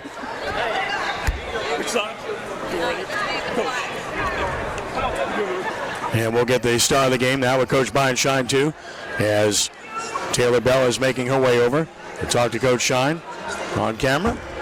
And we'll go to David Rubb right now. David, take it away. All right, welcome back to the Allstate Sugar Bowl. And we're talking with the most outstanding player of this tournament first, Taylor Bell. 23 points, 10 rebounds, an outstanding job in the second half, especially in pushing the tempo when it looked like your team was fatigued. What got you through in that second half? Whenever we down, we just want to come back and do whatever it takes to get the win, no matter how hard it is. We're going to push through whatever, fatigue, foul trouble, everything. That's it. It seems like, you were able to dominate the post. You were able to find teammates for open shots. You rebounded, block shots, steals. Is your versatility the thing that you consider your strength on the basketball court? Yes, sir. Yeah, I consider that. I do a little bit of everything to help my team do whatever it takes to win, no matter how many points I score, how many they score. As long as we win, then I'm all right with it. Coach, when you get this kind of game, performance out of your team, back-to-backs today, physically you got to be exhausted. You look at, and you had a short bench today as well. How do you get your team motivated to play the way that they did? We just talked about wanting to win championships, man. We're trying to get ready for February and March, and this is where you start right here. We have the whole team. About 5 or 6 players are sick right now, and they're battling through a lot of adversity, so I'm proud of it. Congratulations to you, Coach. Thank you. Great job today. All right, David, thank you, and great job. And now Ed Daniels will take it over on the court with the presentations with the all-tournament team and also the players, and, of course, a round of applause going on here, as you might imagine, for the players that were involved here. And again, Bell with 23 points, 10 rebounds. No doubt she's going to be the most outstanding player, which will be announced here momentarily. Huntington improving to 21-2 on the year. That's 21-2, their 7th straight win. And Zachary only their 2nd loss of the year. They're 17-2. And they had a 15-game win streak coming in, and that was, of course, snapped here today as Ed Daniels announcing the all-tournament teams. Miranda Strassel of Mount Carmel announced as part of the all-tournament team here. Mount Carmel made it to the semifinals of this tournament. Madison Central, Kennedy Ransom. Kennedy Ransom of Madison Central made it to the semifinals, also making the all-tournament team here in the gold bracket. She's still here, so she's making her way out. Madison Central, a powerhouse program out of Mississippi. Congratulations, Kennedy. Great job. So she comes to claim her award as well. Now, from Zachary, Kirsten Green. So Kirsten Green, Zachary on making the all-tournament team. She had 9 points in this game, but had a really good tournament. Came in with 43 in the previous 3 games. She fouled out of this game late, of course, but had a really good game as well. Also making the all-tournament team from Zachary, of course, no surprise. Osha Cummings, 19 points in the game, and she had a terrific tournament, was our leading scorer throughout the course of the tournament, and almost willed her team to victory. She had a 3 in that final minute that spun out on her from the corner. That might have changed things. Kanaya Moore of Huntington also making the all-tournament team. Moore had a really good tournament. She had a really good semifinal game, and she finished with 9 points in this game to make the all-tournament team. Congratulations to Kanaya Moore. And getting a big round of applause there. And her mom's enjoying it on the far side. The last one's going to be pretty easy, I'm guessing. Of course, the most outstanding player will get the coveted Sugar Bowl Cup here. It's a replica of the Sugar Bowl trophy that is presented each and every year. And Christy Hebert does such a fantastic job coordinating this tournament, presenting the awards. And, of course, we know this is a foregone conclusion who it's going to go to here. That's Taylor Bell. That trophy isn't as heavy as the Sugar Bowl trophy, is it? I heard that's pretty heavy. I think that trophy's as old as you, man. A little bit older. Points. Yep. 101 points in this tournament. Is that all? 101? And there she goes to receive her Most Outstanding Player Award, and deservedly so. Great job by Taylor Bell. 23 points, 10 rebounds, and she's getting a big hug, got a big smile on her face. We worried about the longevity and ability to withstand playing 2 games in 1 day, but boy, she just toughed it out. What a competitor, huh? Both teams in the second half, you just have to give them both. The level of play really went up. And you thought maybe they would have slowed down, but they both picked up the pace. They shot it better. I mean, the turnovers were just too high for both. Turnovers were turnovers. They were there both sides. But even the hustle, back and forth, the level of intensity picked up more in the second half. Well, overall, I mean, if you look at the way this game unfolded, I mean, I'd have to count the lead changes in this game. It was back and forth consistently. There were 6 lead changes in the first half, 2 in the third quarter, and then you had 1, 2, 3, 4, 5 in the fourth quarter. So 13 lead changes in the game, and neither team was able to separate. We kind of predicted that, right? Yeah. And the separation occurred in the final minute. A couple of turnovers, a couple of conversions, bam, that's it. A couple of runs, well, more than a couple, but a few runs there where you thought one team was going to kind of grab it and run with it, but they never did. Until the very end. You get an 8-0 run on one way and then an 8-0 run the opposite way. And just a back and forth affair down the stretch. Like I said, those couple of missed shots and steals down at the end were the difference. Well, both were tired teams, or both were determined teams. That's going to be the lead for this one, because, I mean, obviously when you have to play 2 games in 1 day like this to win a championship and to compete for a championship, you're going to be tired. But again, at some point people say adrenaline takes over. I think will takes over. You just want to win. I think that goes hand in Bell hand. took over. Bell took over. Well, she knows she has some help, though. She absolutely. definitely is the MVP of this tournament. But, she had some other girls that came up big in certain spots. So I think the final separation, she wasn't a part of it. She wasn't a part of it, no. But every time they were stagnant, when they needed a bucket, they knew they could go to her. And that was an important thing to just have somebody who can, especially near the basket, right, when everybody was struggling so much to hit jumpers.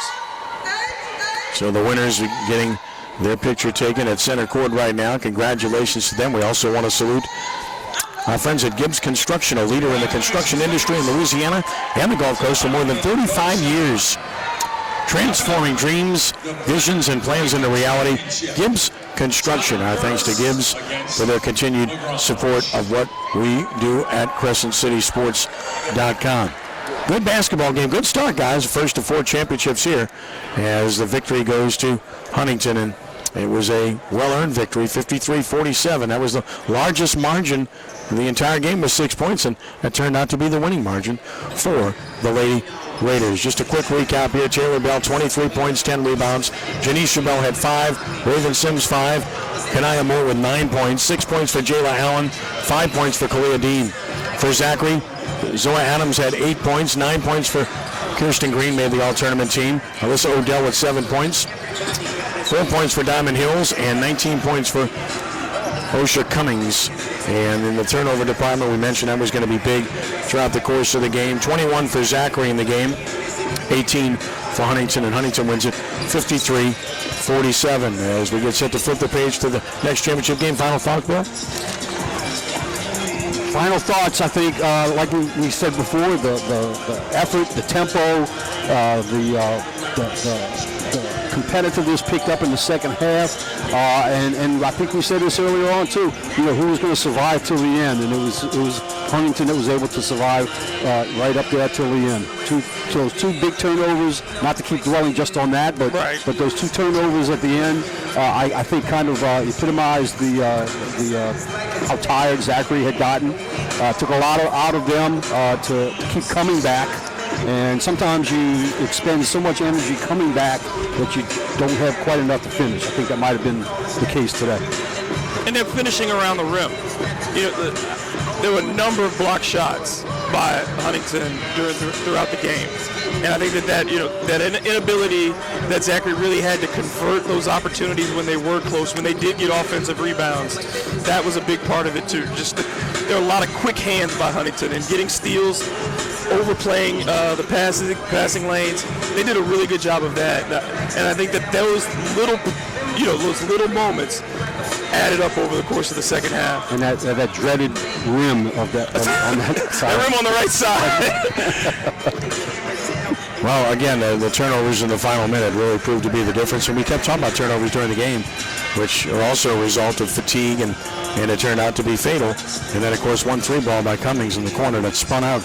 That had it stayed in, it's a 2-point game, and it's a different type of game and how you play it down the stretch. Well, strangely enough, I don't think it was the amount of turnovers that was the difference in the game. It's the live ball. It was when the turnovers occurred.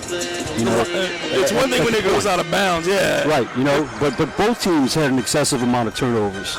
So it was just those 2 at the end. I keep going back to those that. live ball turnovers that turned into points rather than having to take it out on the side or on the baseline. Right. They were able to get layups off of those. Converting those turnovers into points right off the run. Yeah, 'cause more than half of them ended up in nothing. Yes. Ended up in another turnover. Right.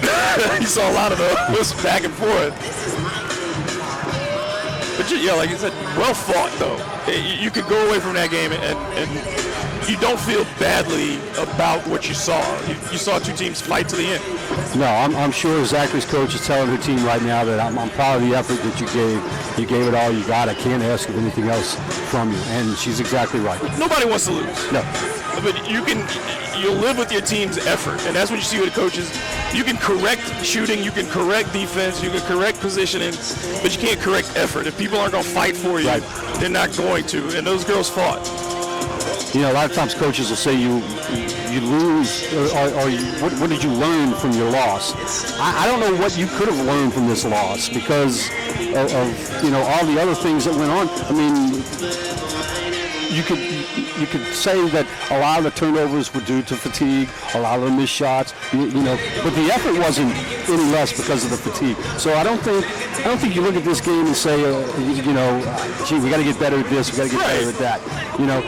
Maybe let's get better at conditions, but you're never going to play 2 games in one day again from now to the rest of this year. That won't happen. So. The experience is what this is about as much for these teams, to compete against other teams at a high level. Come out of here, gauge yourself, and I think if you are in that position here, Zachary, you have to feel good about the way you afforded yourself over the course of the tournament. You can't walk away from here and be disappointed other than the fact that you didn't win your final game. No doubt, exactly what I was saying, is that there isn't really anything you can take back and say, gosh, this is awful. You got what you got out of your kids. That's all you could ask for. We get ourselves set for the Girls Platinum Bracket Championship game, which we'll get into here in about a minute or so, between John Curtis Christian and LaGrange, 2 really good teams. This is the highest bracket of the tournament with some terrific teams in it. This was a really deep bracket, which I want to talk about too, because some of the teams that did not make the finals were just terrific. They didn't get it. MacArthur, Texas, who had a couple of Baylor commits in women's basketball. That's pretty strong. They got beat in the first round. Now, they had a couple of players didn't play. I will say that. And then, of course, you had Lafayette Christian, who's really good. Ponchatoula, who's outstanding. West Monroe is really good. Warren Easton, traditional power. And then you had Evanston Township, who was just a terrific team out of Illinois that everybody thought was going to be in the championship, but they were also missing a key player, as it turned out. Doyle, an undefeated team. That was in this as well. Captain Shreve, a defending state champion, and St. Thomas Aquinas, which was 19-0 before losing by 2 to LaGrange in the semifinals. So this was a loaded bracket, Bill, and that's what we see every year with this platinum bracket. On the girls' side, you've been seeing these games in this bracket for years now. Yeah, when you start having, I guess you call this the national bracket, or as close to as you can. Yeah. And when you start inviting those types of teams, you kind of expect that that's the team. One of those teams is going to be the ones that get into your finals. So to get 2 local teams into this final, I think this says a heck of a lot about the state of basketball in Louisiana. It's just continued to improve, and you're seeing, again, the benefit for women's basketball in particular. The more they get to compete against high-level teams, the more they get to compete against bigger, stronger, faster players, even whether it's within the state or without, you're seeing that level of play raise and go to the next level. And I think that, like you said, it's great for the basketball in the state of Louisiana. That depth of talent for a state this size to continue to develop athletically, it just shows coaching is getting better, talent is getting better, teams are getting better. Well, now we turn the page, and of course it is John Curtis Christian against LaGrange. LaGrange coming in at 15-2. Their only losses out of state. They are loaded.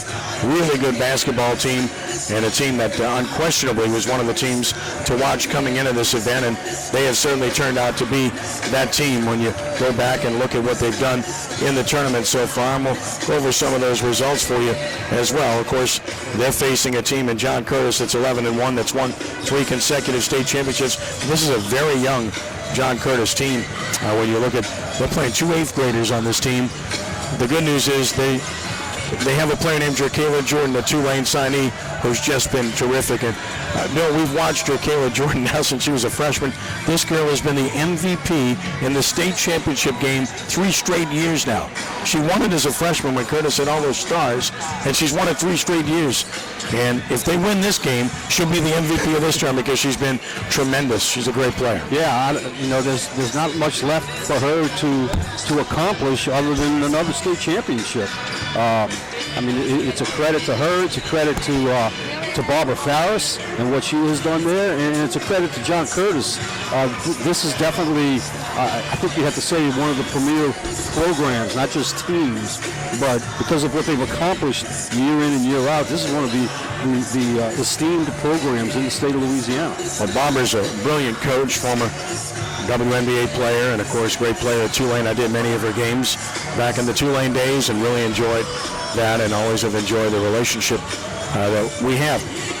John Curtis got here by beating Lafayette Christian, a game we covered at CrescentCitySports.com. 44-39. They beat Lafayette Christian, who was also a three-time defending state champion.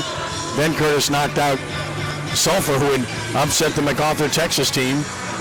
Curtis beat Sulphur 37-31, and then most recently they beat the always skilled Ponchatoula Green Wave, a recent state champion in 5A.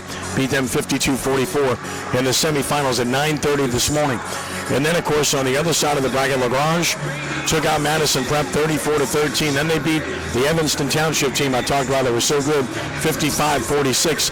And then LaGrange beat St. Thomas Aquinas, who had been 19-0. And the defending state champion, by the way, by the score 50-48, an absolute thriller in the semifinals. And when you talk about LaGrange, you got to start the conversation with Jariah Warren. She is the real deal. She's got offers from all over the place as a junior, including Texas A&M. You can go back and look at all the offers she has. She can write her own ticket because she's that good. And having watched her play in the quarterfinal round, I can tell you that she's the real deal in every capacity. She put on one heck of a show, one of the better performances in that game. In the semifinal, she had 8 points, 10 assists, and 9 rebounds, so she was really effective in that game too. But in the game that I covered earlier in the tournament, I'm looking at it right now, she had 27 points, 10 rebounds, and 4 blocked shots in that game for LaGrange when they took out the Evanston team that everybody thought was going to win the tournament. So Jariah Warren is the absolute player to watch on this LaGrange team, but she's not the only player. They are very athletic and they're long. I mean, if you look at the matchup, LaGrange is going to be longer. They're going to be more athletic, but John Curtis just knows how to win. And like I said, they're playing 2 8th graders. Barbara Ferris doesn't have the kind of teams she's had in recent years, but all they do is win. And there's something to be said about knowing how to win, right? Well, not only knowing how to win, but they know how to win on this floor because they've won this tournament before and they've competed in this tournament before. So, if there's a home court advantage, it certainly goes to John Curtis tonight. Barbara Ferris, obviously she's done a great job coaching these girls, maybe not doing everything that she did in the past years with her more experienced teams, but that's the mark of a good coach. When you take the group that you have and you're still doing what you want to do, but you make those slight adjustments and work with the group that you have. That experience also helps in a game like this where you talk about there may be an adjustment early because of fatigue and your team may fall behind by a few baskets. When you've won, when you've been experienced, you don't panic when those runs happen. You're able to continue to execute, fight your way back into them. Or when you get a lead, you continue to execute because you're not secure in those things. You understand that you competed. So I think that's where that comes into play, that winning attitude, that winning culture that's built within programs.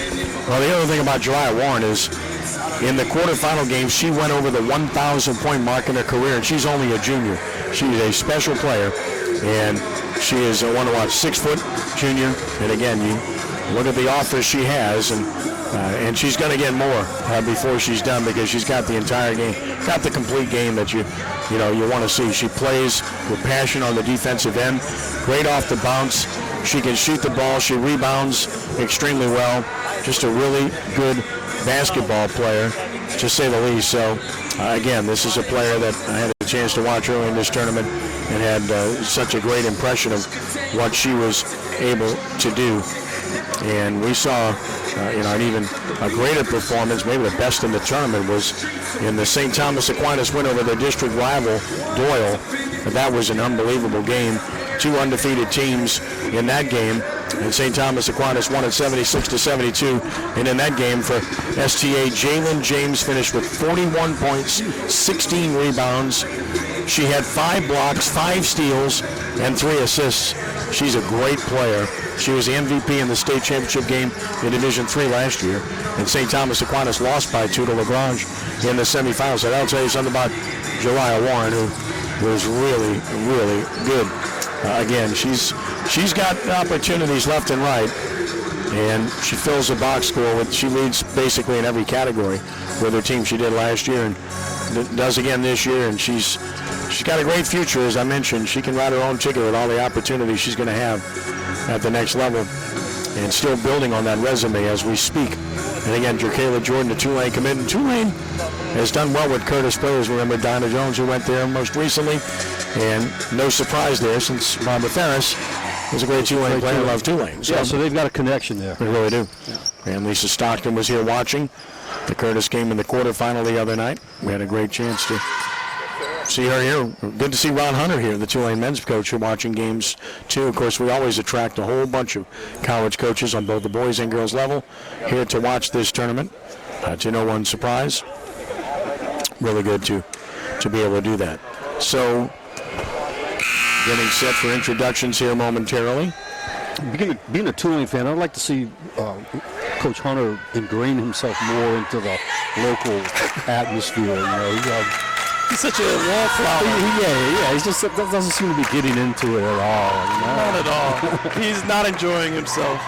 And I always root for Lisa Stockton, a Wake Forest graduate. So I always hope she does well. Absolutely. Oh, no question. No question.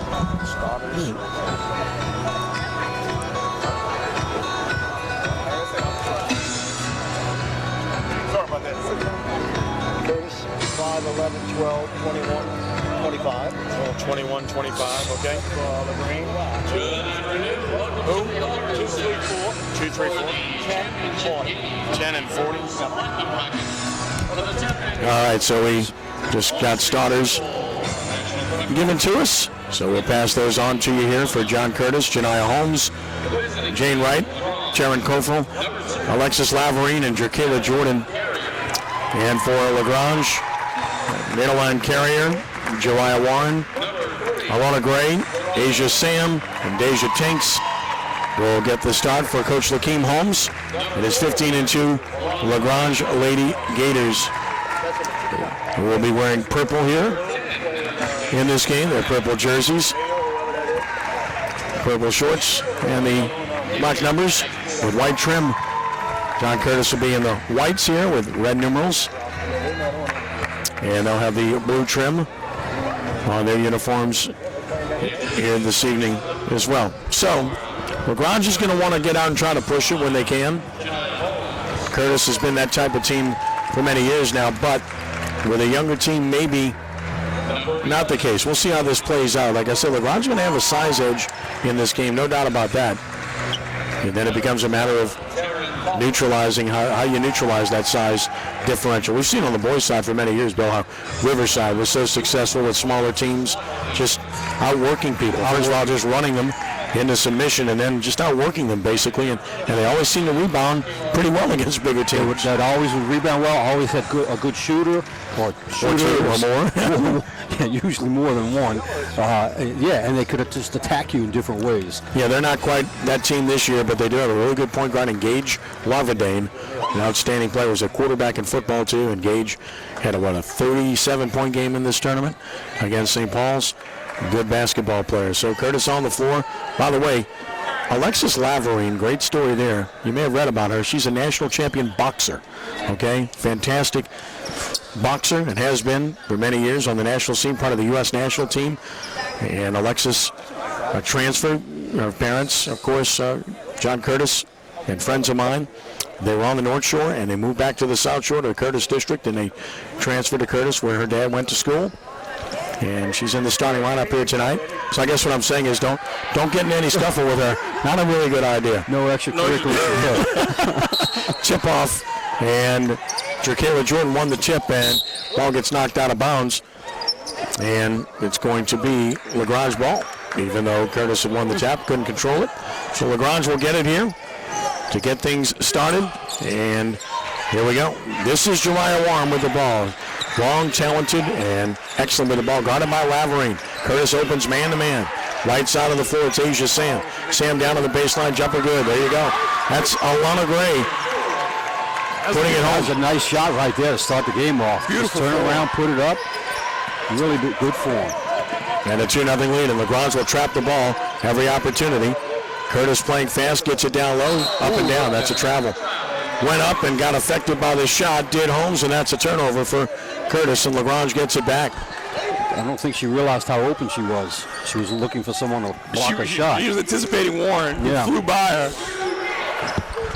Here's Warren across the timeline, left side of the floor to Sam for three. Asia Sam can't connect, but an offensive board, and the size differential shows up early. A foul called. Asia Tinks will go to the line off the offensive board. Foul's going to work against Jane Wright.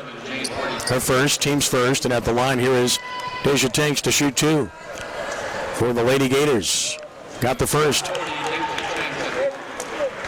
It looks like they want Warren to initiate right now and get everybody else going just on these first two possessions. Right. As the second. Well, she had 8 assists in the previous game today. With 10 boards, and it's a 4-0 LaGrange lead. And here's a 2-2-1 zone trap here. Three-quarter trap. Yep. And here's the turnover. To the hole, blocked away by Jerkayla Jordan, out of bounds. Very athletic play by Jordan there. Well, what we're going to see from Curtis is Jordan's going to have to be the same as we saw with Bell in the previous game. She's going to have to go get the ball, take it up a lot, and do all the work. She really is. Nice pass down low. Leo missed. Wow, great opportunity, and Jordan gets the rebound. Missed a gimme there. Here's Jordan pushing it across. Like I said, pulls up, can't shoot, got knocked down, no call. Here's a three ball coming. It's off the mark. Rebound goes out of bounds for LaGrange. That's going to be the issue, I think, for Curtis. Can they rebound with LaGrange in this game? Curtis will make a change already. Heaven Jordan is in the game. I love that name, Heaven, replacing Jane Wright. Something positive about that. It's all good. Here's Warren. Crossing over into the paint and knocked away stolen. Here comes Jordan the other way. Jordan on the move, had it knocked away. Gets it back, leans in, and boy, she's good. There's that rim again. Look, she stuck but she puts this one back in. She's really good. Jerkayla Jordan makes it a 4-2 game. And the ball just won't go down on that end. It won't. It really won't. Dribble drive, nice dish off. Good. Tank scores off the assist from Carrier, and a quick timeout by Barbara Ferris. And she's not liking what she sees. Tanks with 4, and LaGrange out to a 6-2 lead early on. Gave up a good shot for a better shot. And LaGrange is kind of punching him in the face right now. I think Coach Ferris is going to want to see a little better reaction from her girls. That's what we kind of talked about was, are you going to be able to weather a quick start at the beginning? And they're in that position. So a 6-2 lead early on for LaGrange. Ken Trahan, Bill Gallagher, and David Grubb with you from the Alario Center. And James will head back out onto the floor now. Crescent City Sports Prep Basketball brought to you by Lamarck Ford and Kenner, the only local dealership in the New Orleans area where you can totally buy online. Go to Lamarck.com. Here's that 2-2-1 zone trap again. Curtis diagnosing, get in the middle of Laverine. Laverine off the drive. She's left-handed. She puts it up and got it. That's her strong side, and she put it in. Laverine makes it a 6-4 game. Much better job against that trap right there, against the press. Right hand dribble to the corner. Picked up, bounce did Sam. Here's two best players against each other here. That's an interesting matchup. Warren against Jordan. Had that last game for a while. Sure did. Good extended defense here. Carrier is good off the bounce as well, I can tell you that. Crosses over. Nice pass. That's beautifully done. Gray converts. Carrier's second assist. 8-4. And again, they're so good off the dribble, this LaGrange team. Very catchable passes. Yes. With the right hand this time, no good. That's not her strong side. Rebound controlled. Gray. But got the ball with the paint. Quickly down the floor. And one. Deja Tinks with 6 points already. The foul is on Janiah Holmes. It's her second, and LaGrange has built a 6-point lead and a chance for a 3-point play here.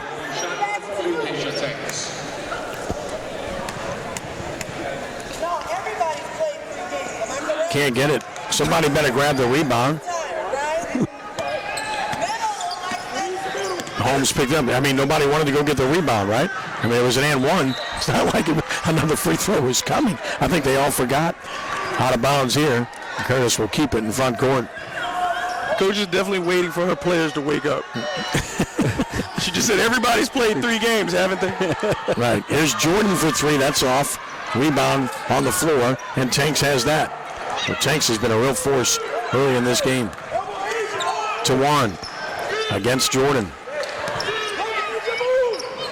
They really run their offense well. Trying to sneak it down low. Nice steal. She got away with a walk that move. Here's Jordan on the drive. Can she finish off contact? No, but she will go to the line. Good job of drawing that contact right there. Alana Gray commits the foul. Gray commits her first. Team foul number 1, and Jerkayla Jordan, the Tulane signee, to the line to shoot 2 again. Remarkable poise, this young girl. She was the outstanding player in a state championship game as a freshman, and she's done it 3 straight years. And like that, she'll miss the free throw because of me. It's all good. Should I say something bad about her? Not going to do it. But like you said, her basketball IQ is apparent.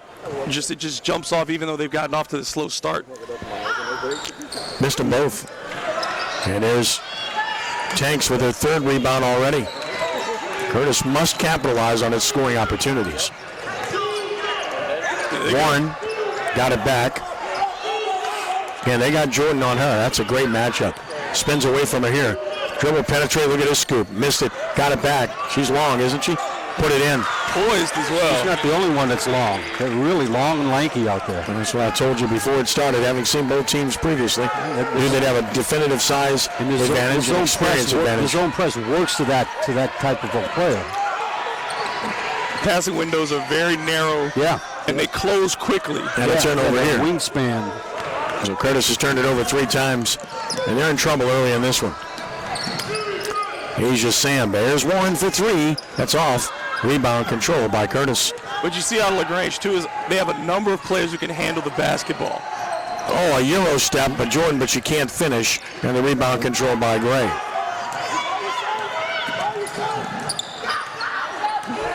As Jordan tried to finish with the left hand, she's capable of doing so with both. 12-4 lead here with 3:15 to play in the first half. 2 more championship games to follow here live at CrescentCitySports.com. Gray, right corner, Sam. Bombs away, bam!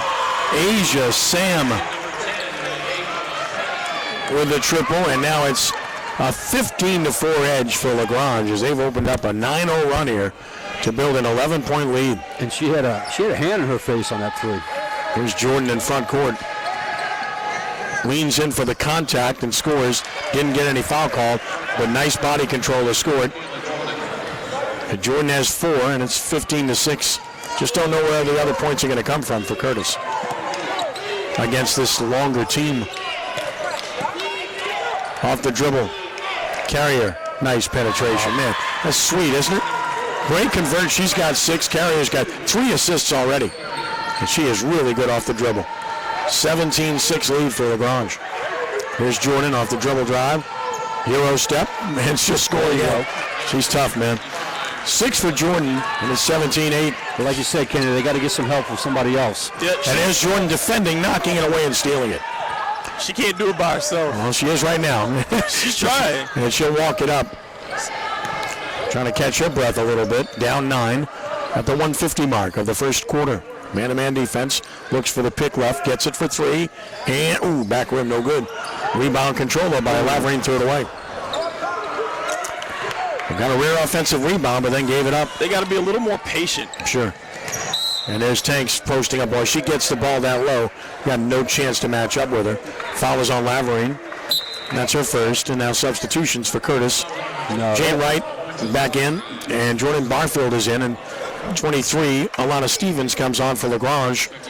Also checking in is Madison Johnson for the Lady Gators. Curtis just doesn't have anybody on their team that matches up with Tanks. And that's been exploited thus far. Like I said, that ability to create off the dribble and drop off those short passes. Here's Sam. Gets it back for 3 on the exchange bottom. Asia Sam's got 2 3-pointers already, and it's 20-8. They just have too many weapons, don't they? I think their experience right now is really showing. You made mention about the 8th graders. Steal here. Coming the other way. Yes, all the way to the hole. No. Fight for the board. Out of bounds to whom? It's going to stay with LaGrange. And a substitution for John Curtis will get Haley Shaber into the game. And they're not worried. They're just not worried about getting the ball to Warren. They don't force anything to her. Everything's coming out of the flow of the offense. Well, Curtis does get the possession, as it turns out, after all, with under a minute to play in the quarter.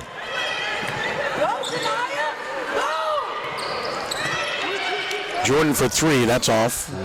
It's just really stagnant for Curtis right now. Yeah. You hear Coach Farris yelling at somebody to go. They're just standing around. They're watching. Warren the rebound, quickly the other way, and a foul, and 2 shots are coming. They put her in a position, right there, they put Jordan in a position where she has no choice but to foul. Yeah. It's her first. Free throws coming here for Asia Sam, who's really good. She's got 6 already. And Sam has the first. Just a really good shooter. Asia Sam has another coming. You can see the confidence in Lagrange, too. That it's not just Uriah Warren. All the rest of them, they're not afraid to shoot. It's like they've been given that green light by the coaching staff. Well, think about how good open shoot. St. Thomas Aquinas is. They were 19-0 and lost by 2 to this team in the semifinals. There is a confidence out of Lagrange. You can see it on their faces. You see the way they work with each other. And there's a turnover by Curtis. Well, I think they realized they might have beaten the best team in the semifinals. She's going to jack this one. This is 3 seconds, 2 seconds, and Sam for 3.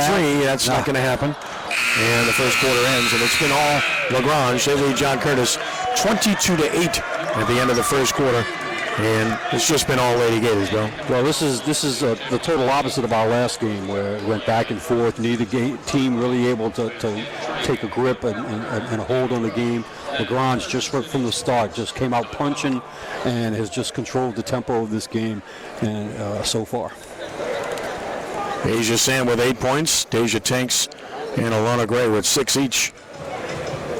And Kayla Jordan with 6 of the John Curtis 8 points. That's the problem. You just don't know where else they're going to find points. And she's having to force shots because her teammates aren't moving. And you just see that where they're waiting on her to do something. And they're not creating options for themselves. They're not creating space for themselves. And she's had to take some shots that you could clearly see she didn't want to take. The last shot she took, clearly there was not something that she was looking to take. But there was no other option. Only got 6 points. Yeah. But it's not over yet. No. It's not over yet. Curtis will make some type of an adjustment. They made one adjustment already to make it a little bit easier against that press. They've kind of negated that. Although that press, what that press is going to do is going to make Curtis have to work, and it's going to wear them down. But as far as getting through the press, they've been able to get through the press. So let's see what they can do to get some more, to get some better shots, get some more movement in their offense. And they got to cut off the penetration. They can't allow Lagrange to get into the middle of the paint to create those passes. Evan Jordan with a bounce pass to Jerkayla Jordan. Man-to-man defense. Jordan goes baseline. They tried to kick it inside, but this ball's loose and it's going to go out of bounds, I believe. That was kind of a forced pass. It was.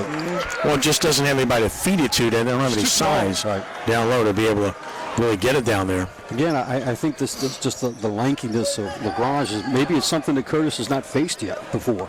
Right. Well, they're going to have to beat him down the floor, or they're going to have to hit threes, basically.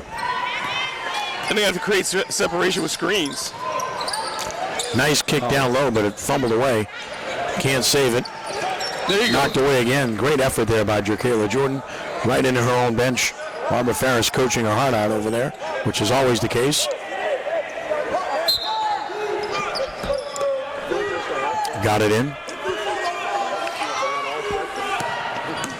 Dribble drive. And the kick for 3. Off the rim. And Jerkayla Jordan another board. She's on the move. Jerkayla spins past 1. Nice feed down low. Can't do it any better than that. That's what they need. Jerkayla Jordan to Jordan Barfield for the basket.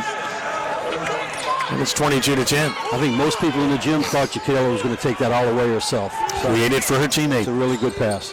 Nice feed down low. Can't convert though. Good rebound. And then Janiyah Holmes rebounds.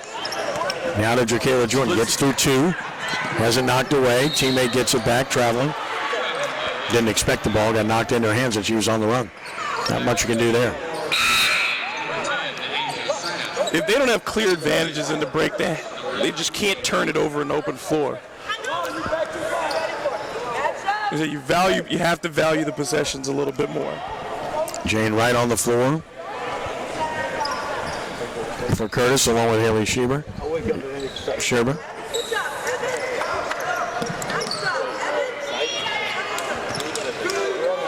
Asia Sam against Evan Jordan. Both teams liking to play man-to-man here.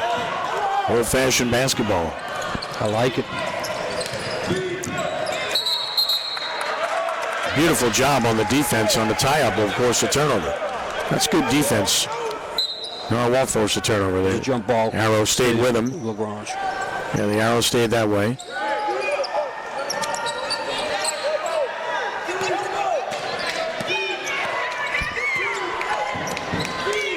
Warren going to the left hand.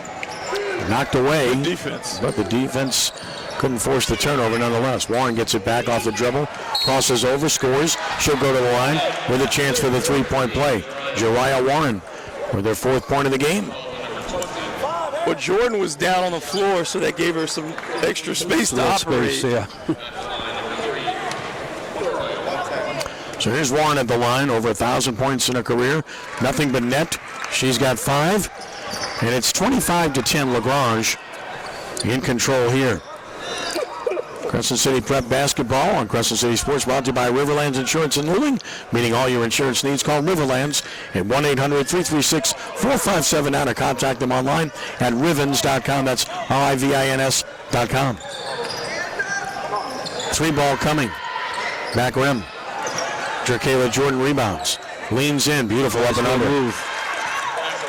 So Jerkayla Jordan with 8 and 4 boards, and it's 25-12. And this is the end of the floor where Curtis has got to start playing better. Needs stops and defensive rebounds, and there's a stop. No rebound necessary. And the substitution is Laverine will come back in. Now, if the name sounds familiar, you might recognize it because Alexis's grandfather was Big John Laverine, longtime councilman in Jefferson Parish. Her dad, David Laverine, was a teacher at Christian Brothers, taught my son there. I do remember the grandfather. Get up court. Politician. Good people. Open look from the corner. Oh, banks it home. Banker. It counts. Barfield converts, and it's a 10-point game. Curtis hanging around at the 5:05 mark of the first half. Extending the defense now. Warren against Jordan, and a timeout taken by Lagrange. You can see there that Coach Lakeem Holmes wanted to make sure that Curtis didn't get on a runner. He could feel the emotion. A little bit momentum going. It looks like Curtis may be extending the pressure up front, but then dropping back a little bit more when they get into the half court to make the post players not be able to get those easy entry passes. I think they feel like if they could force Lagrange to shoot it more, that's their best chance of winning. An old defense Bernard Griffin used to use with St. Aug all the time. He would just pressure the heck out of the inbounds pass. If you got it in bounds, then he backed off. Pointer Williams was so good at that. Oh, God. It was so hard to inbound the ball. And then you talk about the guys like Donald Royal or Avery Johnson over there when they were those guys leading that pressure defense. I mean, you just named NBA players. Right. What are you trying to say, man? St. Aug had some talent. They had talent. Oh, Lewis was a great player, too. I mean, look, I can name every one of them. This ball's knocked away by Jordan, but can't keep it. And here's Jariah Warren just making it look easy, doesn't she? She's so confident with her shot. She's got 7, and it's so under control. 27-15. She uses the pivot so well. Yeah, I was going to say, she shows them the ball on the left and then pivots so smoothly. With or without the dribble, she's able to use that pivot foot. I wonder if she takes ballet. She's balanced. Nice bounce pass nice. here, and there's Laverine for the conversion. Finish. She didn't rush herself. Right to Laverine. Laverine's got 4, and it's 27-17.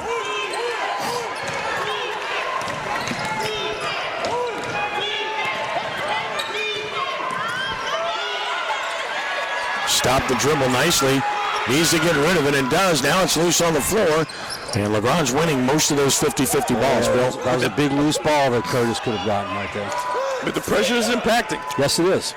They just got to convert, get the ball back. Jariah Warren, no, but a long rebound and a second chance. Yep. Asia Sam's got 10. They got to box out there. Not much you could do on that. No, that ball That's bounced long. Nothing you can do. Yeah. 29-17 at the 3:30 mark. And the goal for Curtis has to be to try to get this game to single digits by halftime. Evan Jordan, nice penetration. Wasn't ready for the shot there on the catch. Nice move by Wright, though, and she scores. Be aggressive. Jane Wright takes it to the hole. Curtis gaining some confidence here, huh? And it goes back to what you said. They got to keep it around 10 at half. So if they could just play with LaGrange for the rest of the half. Double team, but Warren somehow kept it and now finds the open shooter, and a really good shooter, but it's in and out. But another offensive rebound and another loose ball. All those 50-50 balls. Yeah, everyone. On the purple. It's hustle, but it's also athleticism.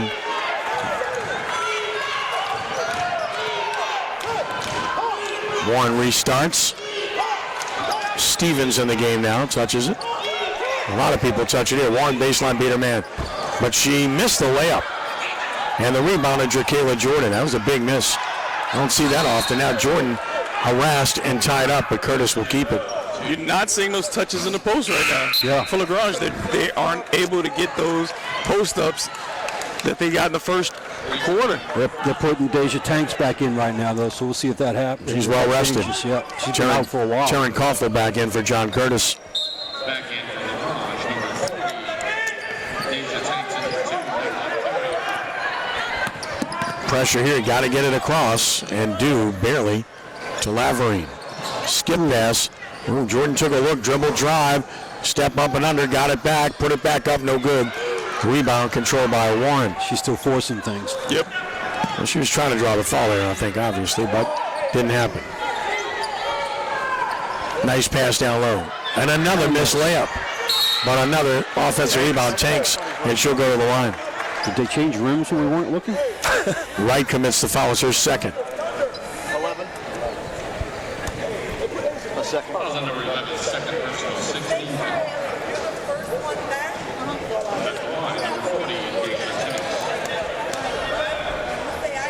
First free throw is not going to go for Tanks. Substitution. Haley Schaber is back in for Curtis. The shooting's tailed off for LaGrange. Yeah, they've missed some opportunities here recently down low.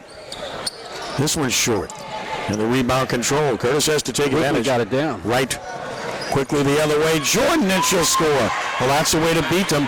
Beat him down the floor and get the ball to Jordan. That's not a bad idea. And it is a single-digit game. But you got a rebound to be able to do that. Almost walked there. Got away with it, perhaps. Slow it down with 1:38 to play.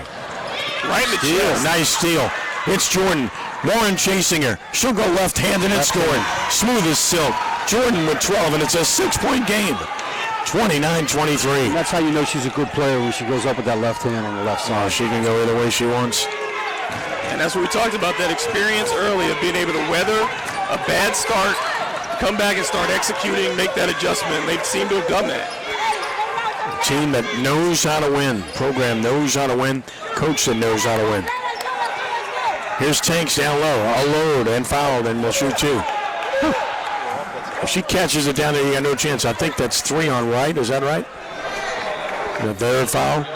That is the third on Jane Wright, so that'll hurt Curtis. I mean, she's going to have to come out here momentarily. Now, Tanks has missed her last 3 free throws after converting her first 2. And she's back online here with her 7th point of the game. And now Curtis comes in with Evan Jordan, who replaces Wright, who has to sit with those 3 fouls. With 1:01 to play in the half. Second, no. Long rebound control. Curtis down 7 at 30-23. Stops the run of 6-0 for Curtis. Now the Patriots will try to look for Jordan. They do on the left side of the floor. Looking for a pick. Whoa. Got one. They switch on her. Had a pick on both sides. Yeah, she did. Miscommunication Sandwich.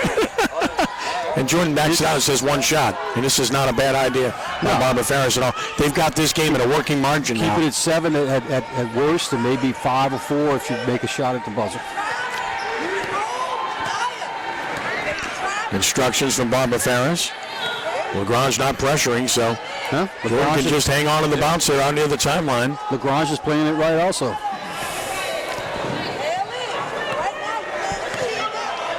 10 seconds left. When will she go to work? 9, 8. Now she's ready with 7. Goes right, double team. They need to get it out of her hands. They do. Dribble drive. Heaven Jordan. No. Got a decent look at the basket, but couldn't convert. And halftime arrives with a 30-23 lead for LaGrange at the half. They showed the screen really early on that last possession, so I think that was their difficulty. When she went right, they were able to send 3 right at her and make that pass a little bit more difficult. Right. So I think they could have held back on that screen and not revealed who was coming up, but you could see it 20 seconds to go who was going to be coming up. Well, you knew there's no way they were going to let Jordan get a shot off there. They were going to double her no matter what happened, and they did to get it out of her hands. So maybe I think in that situation what you want to see is her end up maybe getting an action where she gives it up quickly, it gets it right back. Gets it back, and then she can come off that. Exactly.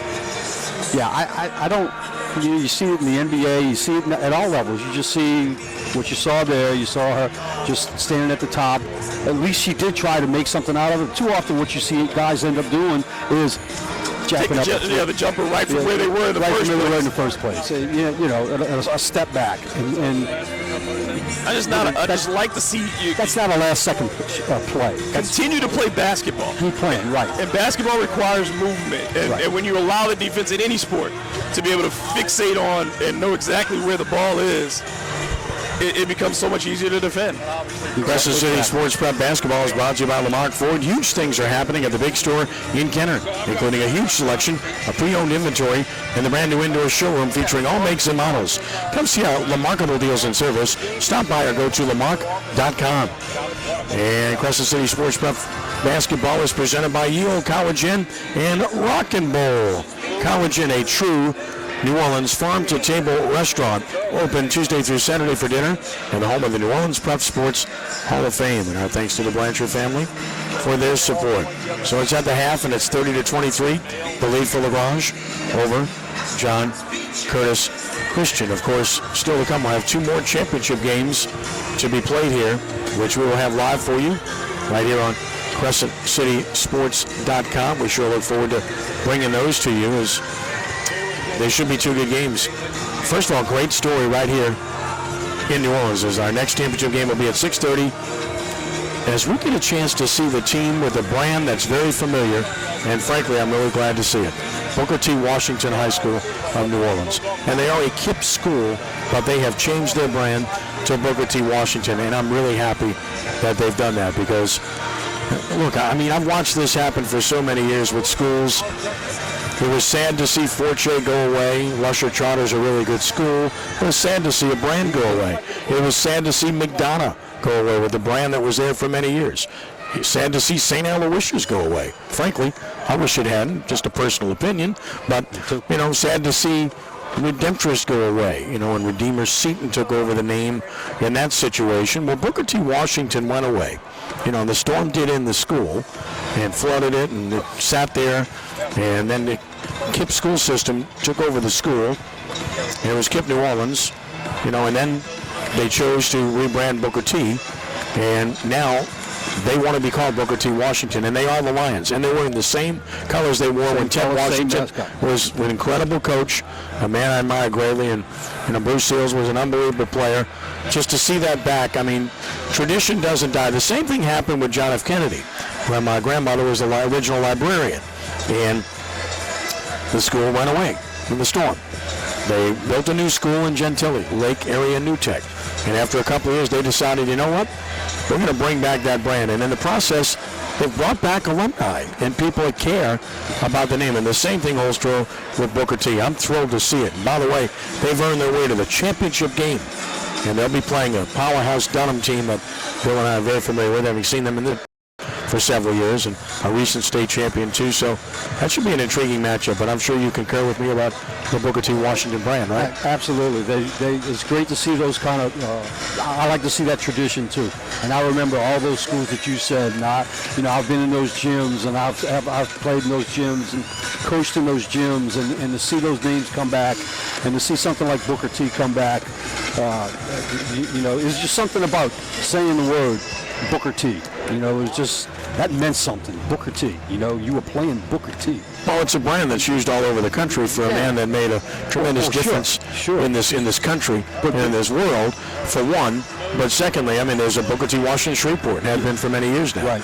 So you have to distinguish the two now that you got back to the same name. But guess what? There's two Woodlawns, one in Shreveport, one in Baton Rouge. So it's no big deal. Right. And to me, when you change the name, with all due respect, you threw away tradition. You could have kept it. They didn't. For that matter, Frederick Douglass is back to being Frederick Douglass. Same thing. That was Kip, and prior to that was Nichols, and changed the name to Douglass. But the fact of the matter is, more people can identify with you if you go back to the name that you were previously. Especially here in New Orleans. Where, absolutely. The thing with, where did you go to school? Yeah, they're talking about no doubt. high school. Yeah. And who are your people? Who do you ask that? You ask that of alumni. So you've got the Booker T alumni, the Kennedy alumni. You got them back involved. In fact, if I'm not mistaken, part of the reason Lake Tech became Kennedy was because of the alumni. Absolutely, they're the ones that were behind it and forged the change. It's exactly what happened. Right, but getting back to Booker T, there's Booker T's all over the country. You're right, especially in the South. But there's no Booker T that had a Ted Washington. No, he's a legendary coach. The number of games he won, we talk about it all the time, and that was my high school days, so I remember extremely well. And used to watch those games, and sometimes my jaw would drop. It was a different brand. Right. We weren't familiar. Look, I grew up watching everything.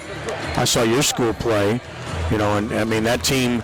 And I still love that team to this day with Skippy Burnett and Tommy Smith and Dale Valdery, Glenn Mason. That was a great basketball team, and I loved watching them play. But then I loved the Furlans, too, because I could identify with them because they were small. Right. I thought they were great. And, of course, Rick Roby looked like he was about 8 feet and 500 pounds to me when I was a kid. So watching those teams play was pretty special. But watching Booker T. Washington play was a different style of basketball. And the same thing with Terry Mullen's team in Landry. Landry, they were impressive, amazing to watch. I was, of course, when I was at Rummel, we had the team with Jeff Cummings and Gordon Blundell and Gary Baracco, and then all of a sudden the second generation came along with Wade Blundell and Gary Baracco, and they won 49 straight games and 2 straight state championships and never lost a game, and were unbelievable. Just watching all those great teams all those years, the Holy Cross team that did not win with Felton Young and Carlos Zuniga and Hayward Hewitt that you guys beat. We beat them. You beat them. We beat the 2 New Orleans teams in the state championship. It was a great team. Right. And they didn't win it. Think about that. You had a guy in the NBA, Felton Young. You had 2 guys that were great college players in Zuniga at Tulane and Hewitt at UNO. Great team. But the team the Rummel team I talk about, all 5 of our starters signed scholarships, and everyone played in college and were really good. Right. Dean Carpenter's problem was he signed with Virginia. They had a guy named Ralph Sampson, so he was his backup. That wasn't a real good idea, but he got a great education and makes a ton of money now. Wade Blundell was a terrific player at UNO. Gary Baracco set the assist record at Nichols. Fred Kinsley played at Southeastern and played very well, and Jim Pittman played extremely well at UNO. So, just talking about history, it's fun. And I think that's why when you talk about New Orleans, and people sometimes fail to remember how much of a basketball heritage this area has. Right. And part of the thing you talk about in the schools getting their names back and having that allegiance to those places, it does reinvite those conversations. You do start talking about those players again, and that new generation of athletes gets somebody to aspire to instead of just having this blank slate that you were given with a new school. The guards at De La Salle over the years, from Bolio to Godin to Hultberg to Dwayne Bryant, unbelievable guards that school had for many years. I can go on and on about all those schools and watching these games play. Jaron Jackson at Cohen, he was fantastic. And of course, Dwayne Spencer, and of course Dwayne my, Spencer. the head coach who became my very close friend, and we worked together at UNO. And talking about Dwayne was just a drink of water. He looked like he was about 7'3", but he was just skinny. But boy, could he play! I had to guard him. That's your problem. And the coach decided in the fourth quarter. Alvin, if you're listening, buddy. We got you another covered, great coach from the past. Great guy. Point guard. Still helping us, Shelmet. Still Shelmet. Yeah. By the way, here's the point total as we get set for the second half. Kayla Jordan with 12, Alexis Laverine 4, Jordan Barfield 5, Jane Wright with 2 for Curtis, and for LaGrange, it's Jariah Warren with 7, Alana Gray with 6, 10 points Asia Sam, and 7 points Deja Tanks. It's 30-23 LaGrange as the third quarter is set to begin. In Crescent City Sports Prep Basketball brought to you by Lamont Ford and Kenner with a 30,000 square foot collision center using state-of-the-art technology to repair all makes and models, and one of the first in the area to work on aluminum body vehicles. Come see our remarkable deals and service or go to Lamont.com. Right away, basket good. Didn't take any time. Jariah Warren decides she wants to get something done immediately, and she does. She's got 9, and it's a 9-point lead. You can see that play forming right when she inbounded the ball. That was called in the locker room, right? Nice pass by Laverine at the basket. That's a really nice pass. The start of this half is really going to be crucial for Curtis. Great assist by Laverine. You can't let this get out of hand again. 32-25. And it was keeping LaGrange out of the paint that got them back into the ball game. There's a takeaway. Nice job by Curtis. But they give it right back up. And now a 3-on-2. Nice pass by Warren to Tanks. You get the ball to Warren in the open floor. She's going to find somebody. She did. Tanks converts. She's got 9. Warren with her assist, and it's going to be a 34-25 game. There's the trap. No problem for Jordan to handle. No foul there. Ball on the floor. Still loose, and again, the 50-50 balls all going the way of LaGrange. Oh, not a good pass there by Warren, but unable to control was Heaven Jordan. Remember, 3 fouls on Jane Wright. She's on the floor playing with those right now. If my count is correct, LaGrange only had 1 foul in the first half, I believe. That's it, 1 foul. Down low, and 2 shots coming. Barfield will head to the line. Fouls on Laverine, and that'll be her second.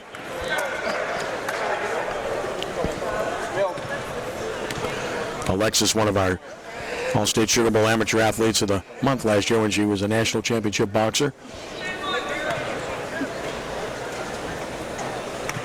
I ask you this every year, Kenny. Why doesn't this team have anybody underneath the basket? I don't understand that. You tell me. I mean, you can't get an offensive rebound that way. What's the thought process? I don't know. On a miss, you're giving. I mean, I know you want to stop a break, but I mean, seriously. That's defense. You don't have to concede rebounds to play defense. And there's a double-digit lead again for LaGrange. And a 2-2-1 zone trap again. They get in the middle and throw it away. So the turnover again. Here comes LaGrange the other way. And they turn it back over. Curtis wants to run. All the way. Too strong. Offensive rebound. Evan Jordan to Kayla Jordan. Back rim. And another offensive rebound. So rare second and third opportunities here. Need to convert that second and third opportunity. Yeah, Jordan's shot was online. Just she thought about it. Yep. Took too long. Kevin Jordan. And there's another turnover. Here comes Jariah Warren the other way. Unforced error. Took the words out of my mouth. And a foul by Kayla Jordan. And again, a smart foul. Only a second, so okay, because that was an easy bucket coming for Warren otherwise. But now LaGrange with a chance to build on a 10-point lead. Here's Jariah Warren. Carries 9 points, 3 boards to the line with her. And now she's in double figures, per usual. And here's substitution. Schieber back in for Curtis. Second is good. Warren with 11, and the lead is back up to 12 for LaGrange. Curtis was able to get it down to 6 late in the first half. Now LaGrange has lengthened it once more. And there's another knocked away ball, but retrieved by Heaven Jordan. Alexis Laverine not looking to shoot. Backs it out off the bounce.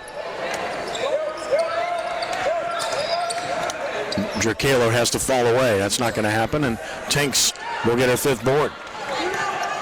She's just getting so much pressure from the defense now. It's so hard for her to create any space to score. Well, great job off the dribble. Carrier is really good off the bounce, as I said earlier. And now LaGrange has a 7-0 run and back out to a 14-point bulge. There's just so much. And another turnover, and this is getting out of hand. And a layup is no good, and she's out of bounds with the ball. Just happened to be sitting there, and Carrier laughs about it.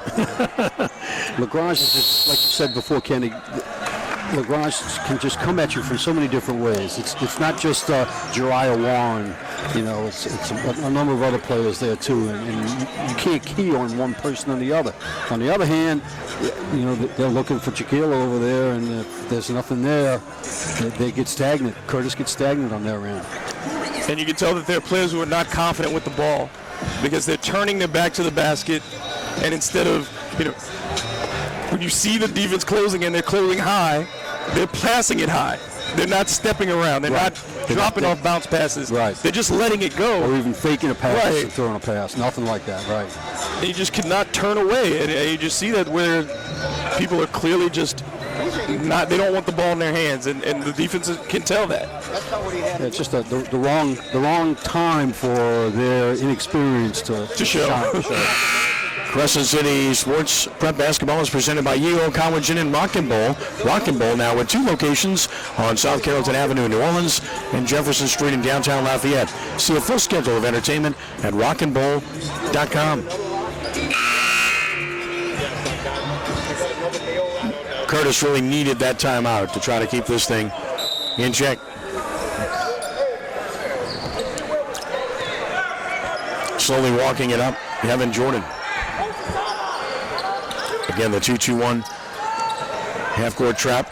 Curtis breaks it, but now the ball in the corner, not where they want it. That's going to result in bad things.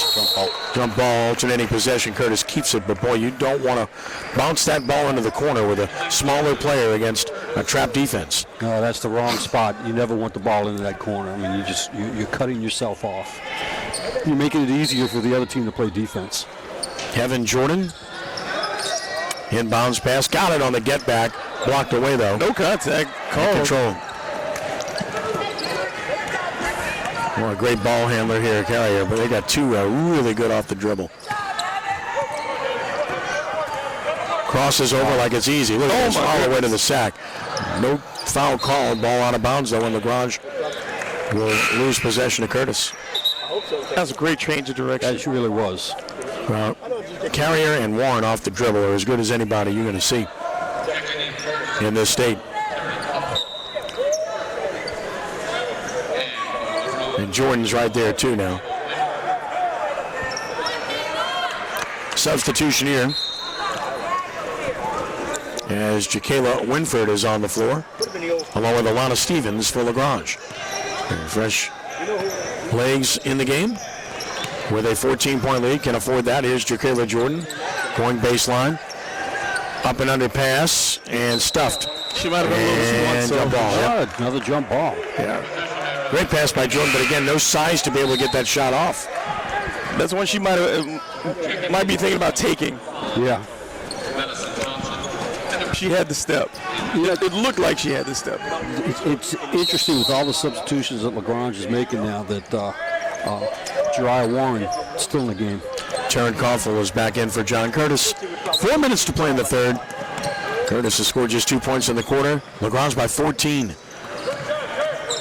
On the block, Asia Sam, no, but an offensive board is an easy basket. Nobody checked the backside. Madison Johnson rebounds and scores, and it's now a 16-point lead and a 9-0 run for LaGrange. This could be the decisive run of the game.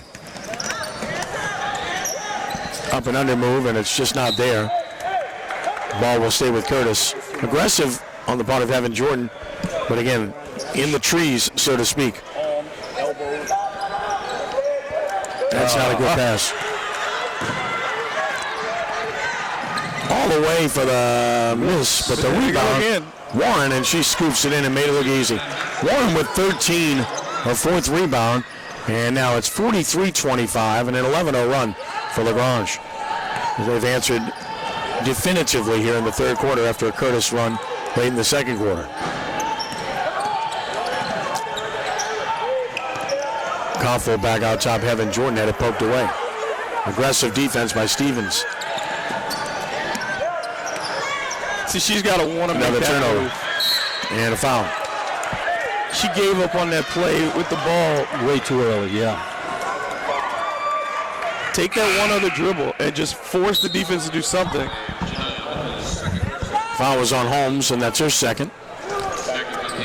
And Jerkayla Jordan will get arrested, looks like. She will, so they'll sit their best player. Look, it's an 18-point game. And if you're going to sit her, She's not finished. I don't think it's going to change anything at this point. But no, I agree with you. I'm just saying, you know, she could play the whole way, but at this point, But this is also a one on lesson. the post up. This is a lesson for the rest of the players on that Curtis team. Is you're not going to force Jordan to do this every night. Yeah, we need somebody else. Well, look at Coach Farris. She hasn't sat down yet. No, this team's 11-1. They've beaten all but one team coming in, but I don't think they faced a team like this. In fact, I know they haven't. Curtis keeps it down 20 here. LaGrange well on its way to this championship, it would appear. Ball knocked away. Goes out of bounds. Curtis will keep it. And when you look at Coach Ferris, there's no anger, there's no frustration on her part. She's coaching her team, but I think she also understands her challenges, and that's what you want out of a coach. She seems to be. And Jordan, she got a really long rest. She's back on the floor after about 15 seconds, maybe 10. I told you she wasn't finished. Just said, Coach, give me a little water. She's young. Yeah. Nice play. Nice play off the inbounds pass. Goes to the left hand. Beautiful finish. Confident with the left. Center in with the play. That's what it was. There you go. That little rest gave her that burst. 14 for Jordan, and stops the run right there. The 13-0 run, which will prove fatal for Curtis, I'm afraid. Winford. David, getting back to what you were saying about Coach Farris, I think you'd qualify her as a player's coach. Absolutely. And not in the way where people think about it, where she's permissive or she wants to be their friends. Right. She knows she's developing players. Yes. And it's not about her. You can just see that. She's not looking at the school. No. She's thinking about the next game and the next practice and what she's going to talk about with this team afterwards. She knows she's got to go in the locker room and pick their spirits up. But again, they're competing. It's just that they're not equipped to beat this team right now. Maybe they can make a run, but as it looks right now, they just don't have it. They just don't have enough. Nice drive by Warren. Hits the floor. Doesn't convert. Laverine a rebound. Try to go over the top. Good idea, but the pass a little bit too tall. As Jordan tried to beat the opponents down the floor. Asia Sam, who scored 10 in the first half.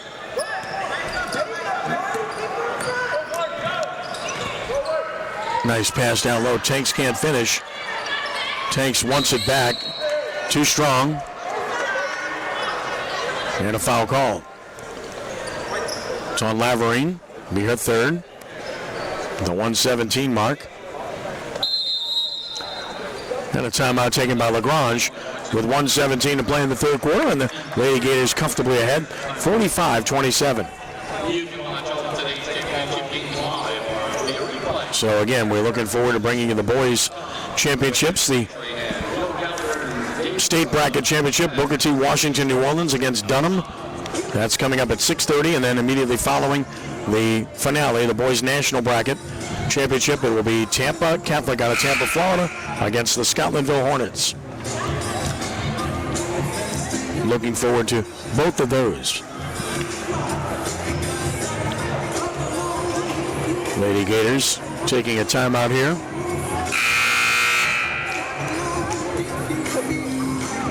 Collecting themselves, getting some instruction.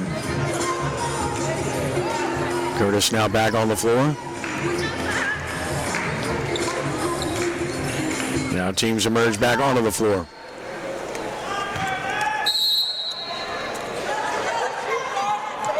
Inbounds pass.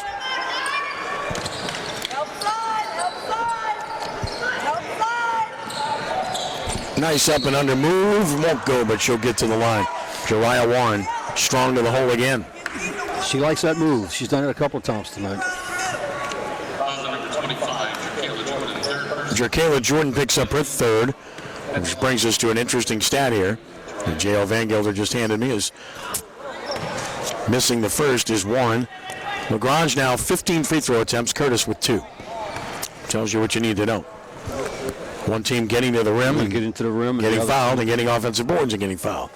Warren missed them both. That's unusual. Laverine rebounds. That's that lack of size. They're just not able to finish and make. I don't think that's their game. Whether no matter who they would be playing.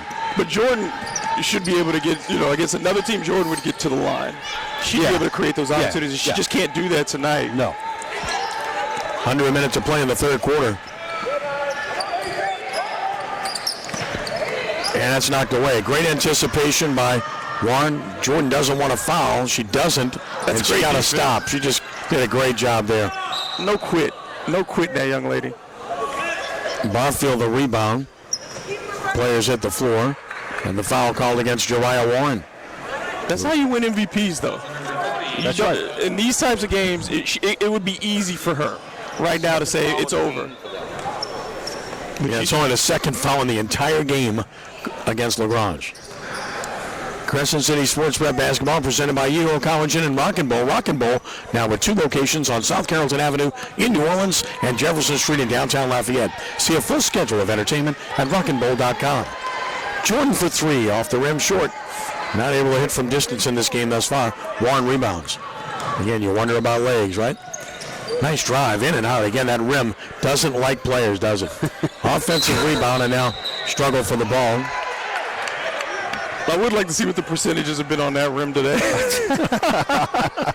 No matter who's shooting on it. Has not mattered. They've spun in and out over and over again. Layups, jumpers. 5.5 seconds left. You got to hurry. Jordan with 4 with 3. Double team. She somehow got it off from midcourt. No chance. End of 3. 45-27. LaGrange comfortably ahead. And on their way to a championship here. Really not leaving any doubt, Bill. Well, the last statistic you punched out there, that's the second team foul in the entire game. In the game on LaGrange. With the way they've been playing defense, as aggressive as they've been, 2 fouls. That's just incredible. Well, the thing is, they haven't had to play a lot of defense with their bodies because they've been able to create space with the length. Yeah. Yes. You force the turnovers. You can play off of people. You can block shots without getting in there, into their position. And because they can't get into the lane, you take away those opportunities. So the physical matchups alone have helped create that situation where they're not fouling. No question about that. Their length, their wingspan, they can just cover so much ground. And Curtis is not taking it into the paint. Curtis only scored 4 points in that quarter. And that's the death knell for them. No chance to overcome that against a superior team the rest of the way.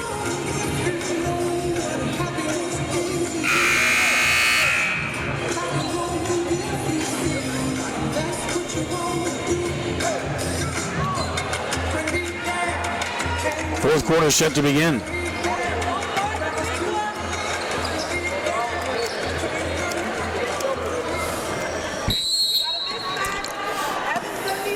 And LaGrange will have the ball to start the fourth quarter.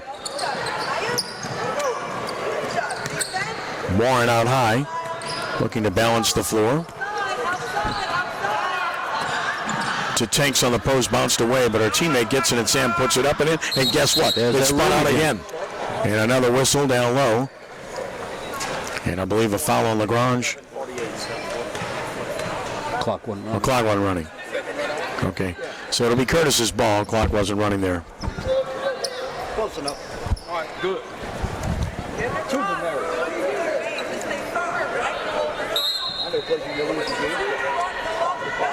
And now play will resume. With Curtis ball.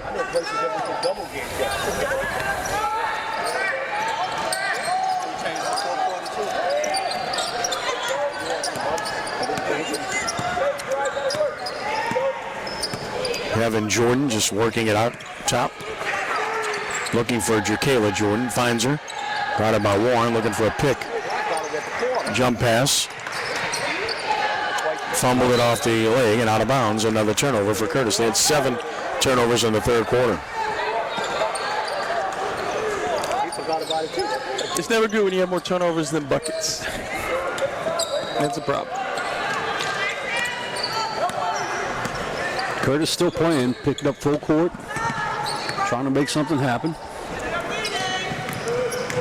They're not that kind of program. Nice drive and score there by Asia Sam. She's got 12, and the lead is 20 at 47-27.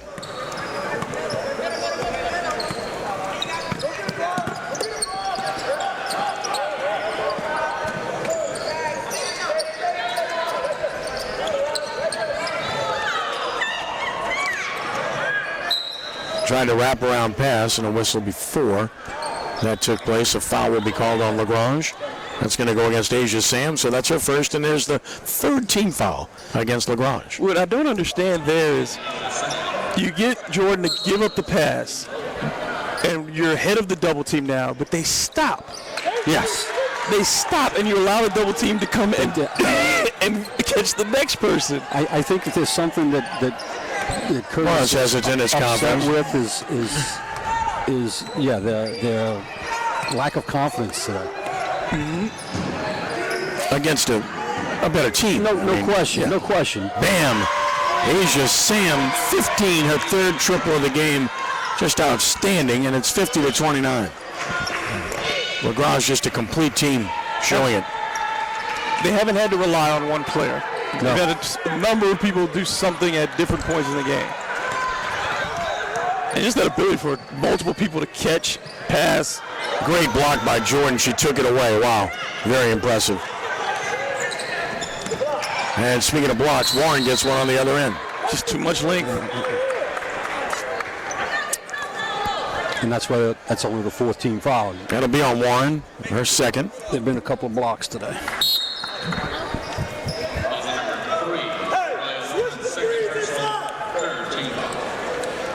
Third team foul committed.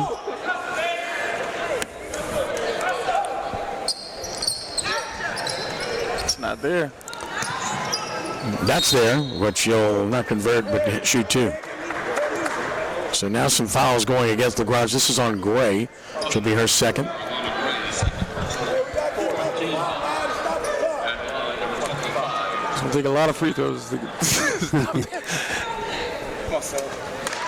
Jordan buries this one. She's got 15. You want to score when the clock stops, but that's a lot of stop. A lot of stop clock.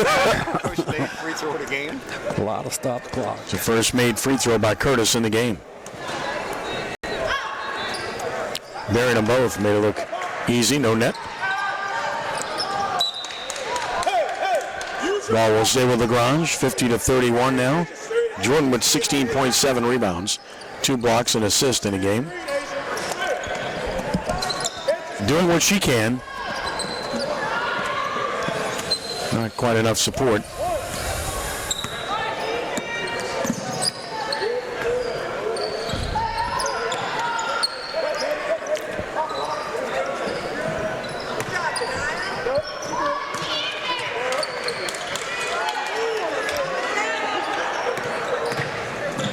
Nice pass by Sam for the conversion by Gray. Snuck behind the defense. Again, breaking down the defense off the dribble penetration and beautiful bounce pass. Double team in front of us. Jordan's in trouble. Steps out of it to Laverine, but it knocked away out of bounds. Yeah, she's not comfortable with that left hand. No. And you saw that should have been a 2 dribble right to the basket, and she stayed wide just because she couldn't control the ball. Here's Jordan. Up and under move and scored. Beautiful. Got 18 now. 52-33 at the 4:49 mark.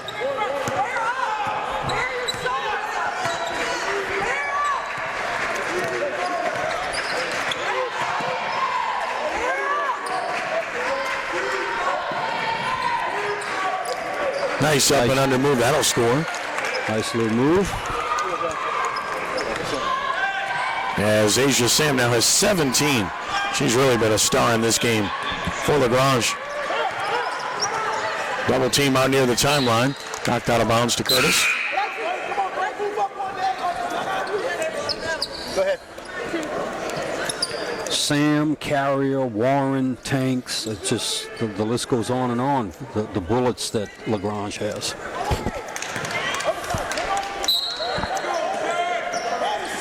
And again, the experience too. It's not just their talent. They know where they're supposed to be. They play as a unit. Here's Warren grabbing this board, her 6th of the game. Bell loose. Nice effort by Jordan to keep it alive, and they win a 50-50 ball. Drakela the other way. Tried to go up and under and drew the foul before the shot, I believe. I don't think free throws will be taken here. Foul was on Carrier, and it will be ball out to Curtis.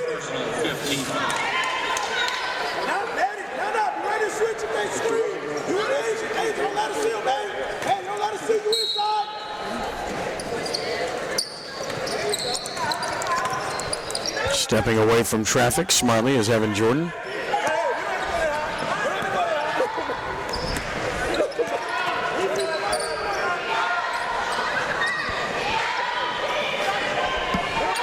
Looking for the pick, but they call an offensive foul down low.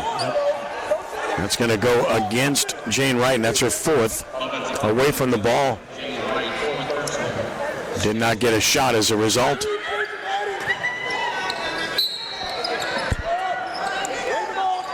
Lagrange on its way to its 16th win of the year.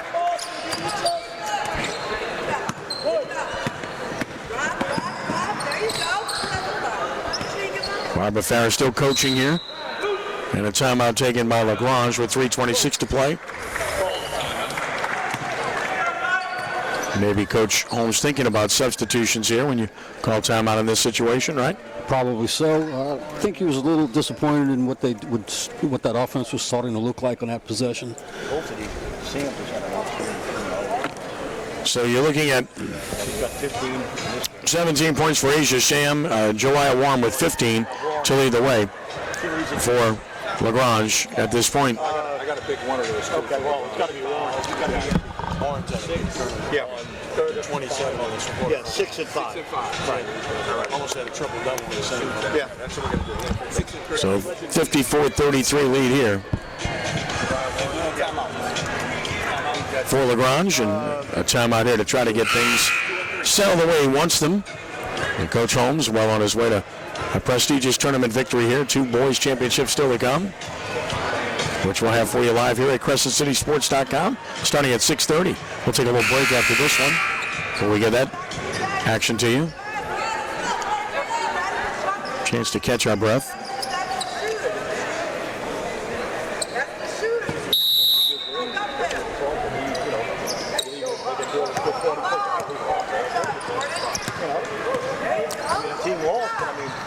I mean, who do you identify right now for Jordan Steele as the player of this game? They've had so many different people. Jordan, beautiful move. Wow. Finished with the left hand. She's got 20. 54-35. Well, I'd give it to Warren. She's got 15.6 rebounds and assists, even though Sam has 17 points. Could give it either one of them, frankly. They've both been good. Carrier, she's been real good too. Not scored, but done everything else. And there's Sam, and couldn't quite hit that one. Rebound to Heaven Jordan.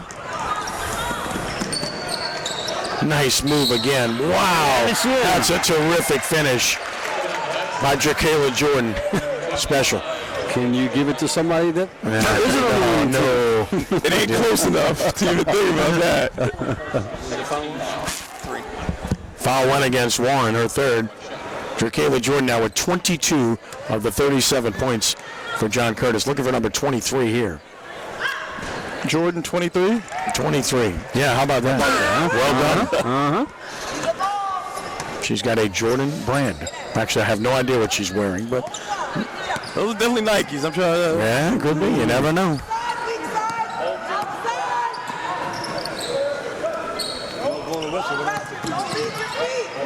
She's the standout because she wears the different pair of shoes than the rest of the team.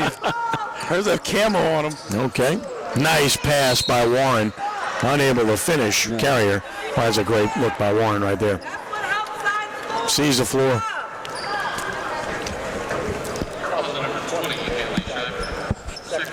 Schreiber the foul. Haley Schreiber's second.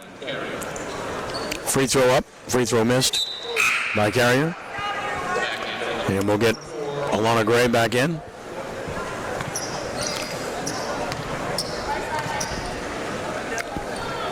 Second is good. Rolled it in for her fourth point. 55-38 Lagrange. 2:10 to play, and they're still trapping. And they steal it.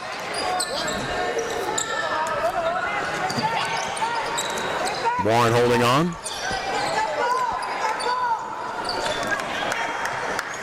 She'll just hold on to it until somebody comes to guard her, which Jordan does. Sam off the dribble and scores it. Well, she's got 19 now. 57-38. Not a great effort on the flop. Well, the most outstanding player will be tough to call, but it goes for the whole tournament. I got to believe that's going to be Warren based on the tournament. True, it's got to be the whole tournament, not just the last game. Jordan, dribble drive. And she went through the whole team there, so, or so it seemed. Got fouled.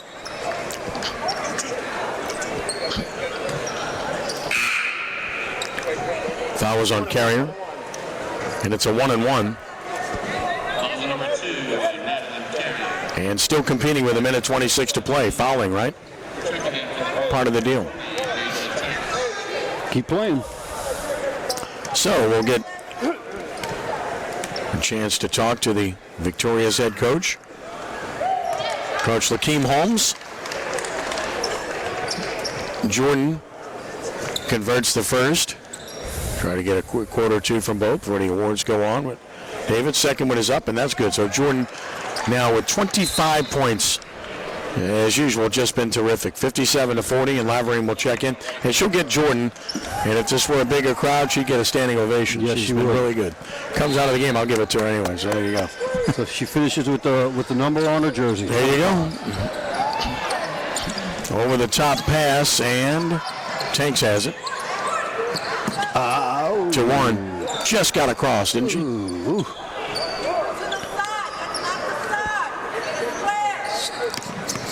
Warren off the dribble now. Just work it to the right side of the floor. All the way to the hole. Body control miss. Rebound long. Jordan comes out of there with it. Quickly the other way. Heaven Jordan. Just determined to get to the basket. Somehow found her way there but couldn't get a shot off. Jordan Barfield now. Under a minute to play. Here's Laverine. Underneath pass. Lost. They fight to get it back. Laverine left-hand shot is in.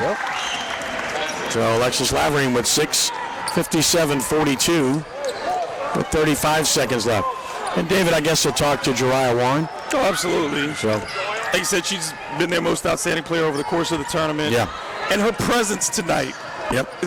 she doesn't have to score 25, 30 points to have an impact on the game because you have to account for her constantly. 5-second violation on Lagrange, so 22.1 seconds left.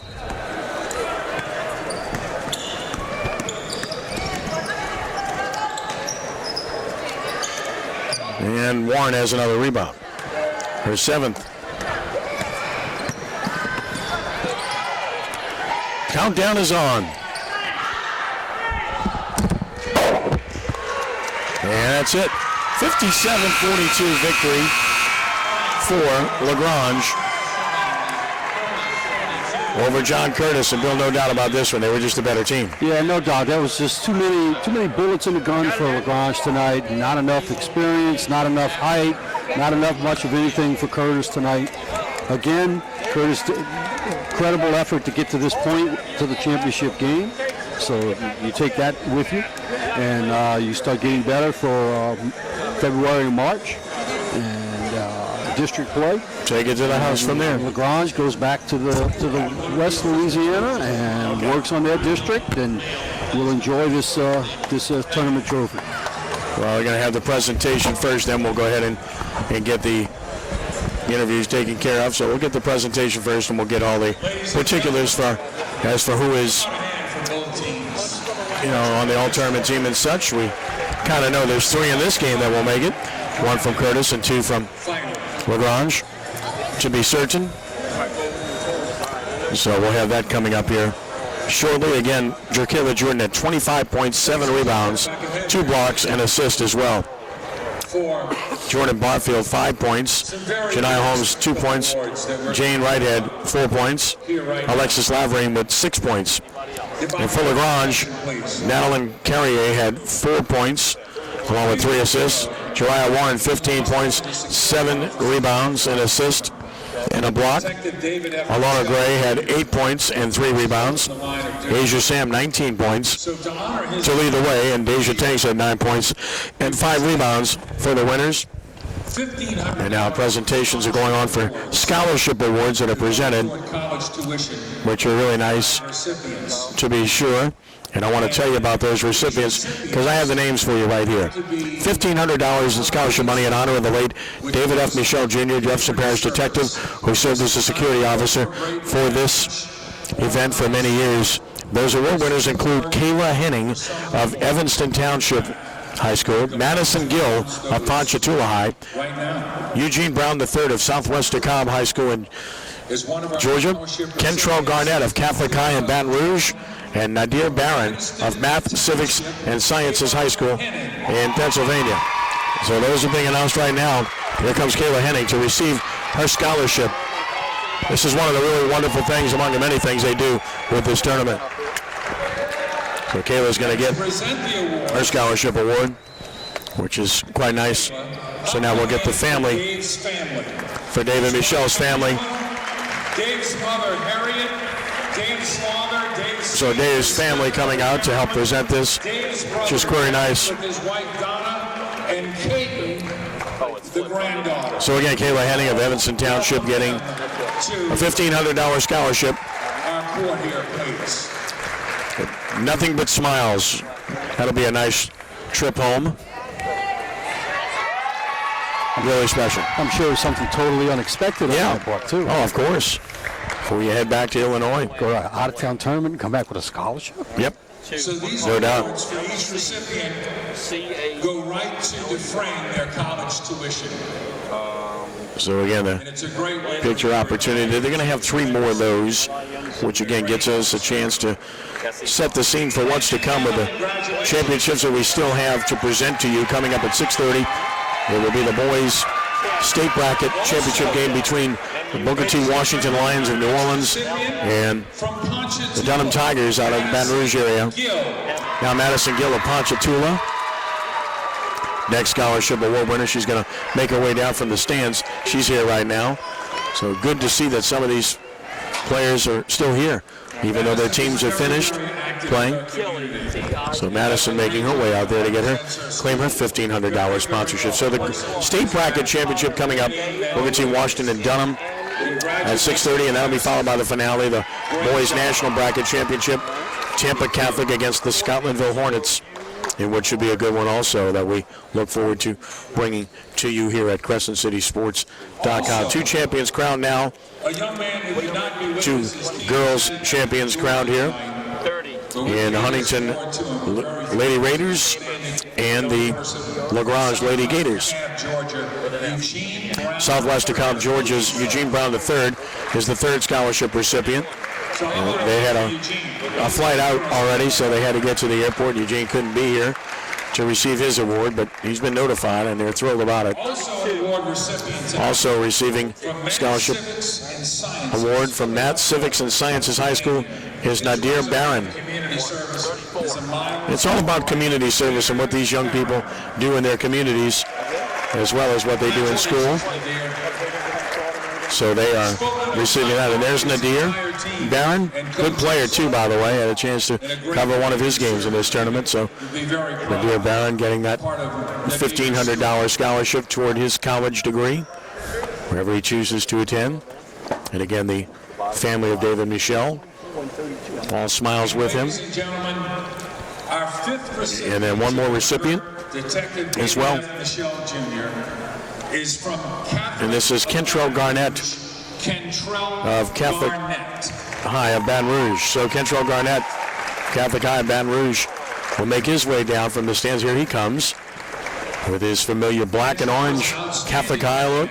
He lost his father suddenly at a very young age. So, He continues to give back Joe to his Cantrell community. talking about how he lost his dad at a very young age. Garnett, Catholic High School. All smiles on Cantrell's face.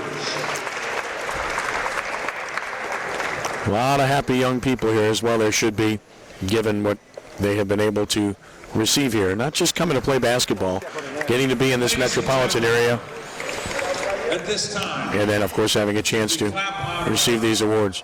Dave can hear us way up there and congratulate his family on an unbelievable legacy. So one more time, a hearty congratulations to Kayla Henning of Evanston Township, Madison Gill of Ponchatoula, Eugene Brown III of Southwest DeKalb, Georgia, Kentrell Garnett of Catholic of Baton Rouge, and Nadia Brown of Math, Civics, and Sciences And I in would Pennsylvania. like to say one other thing to the family. As long as this tournament exists, So Ed Daniels telling them they're going to continue to do these awards for years to come. we'll always remember Dave. And again, His name thanks to the Friends of forever. Prep Sports who make this happen under the auspices of the Allstate Sugar Bowl. They'll sponsor this event and make it possible to bring in all these teams from all over the country on an annual basis. And again, for those that aren't aware, you got games going on at, 5, 6 different courts at one time in this facility. It's unbelievable to watch when you hear the first couple of days to see all the people here and everything that's going on. And the coordination that has to take place is crazy. So now we'll listen for the all-tournament team for the Platinum. Presley Scott of Doyle High School, really good player. Well, they lost a 76-72 thriller to St. Thomas Aquinas. That was one of the best games of the tournament. So Presley Scott getting her just due. And all smiles. From Evanston Township. Jayla Turchin, their center, good player. Had a chance to cover her. She was tough. She was very, very good for Evanston Township in this tournament.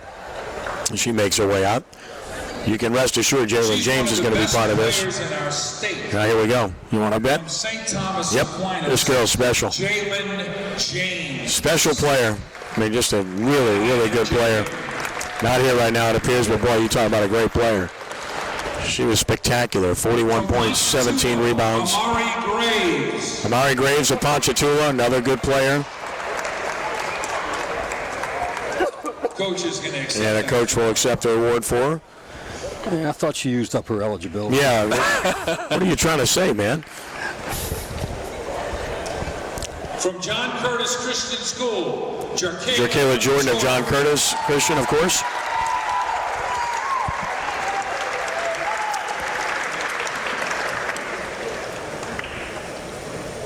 Jerkayla's got a pretty large trophy case at her home, I'm quite sure. I'll bet she does. To present one of the most prestigious trophies in all of sports.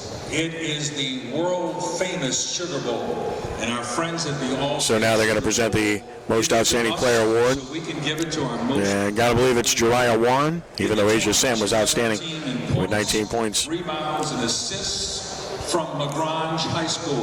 Jariah So Jariah Warren wins the Most Outstanding Player. She'll make her way out. Great future for this junior. Over 1,000 points already in her career and continues to build on that.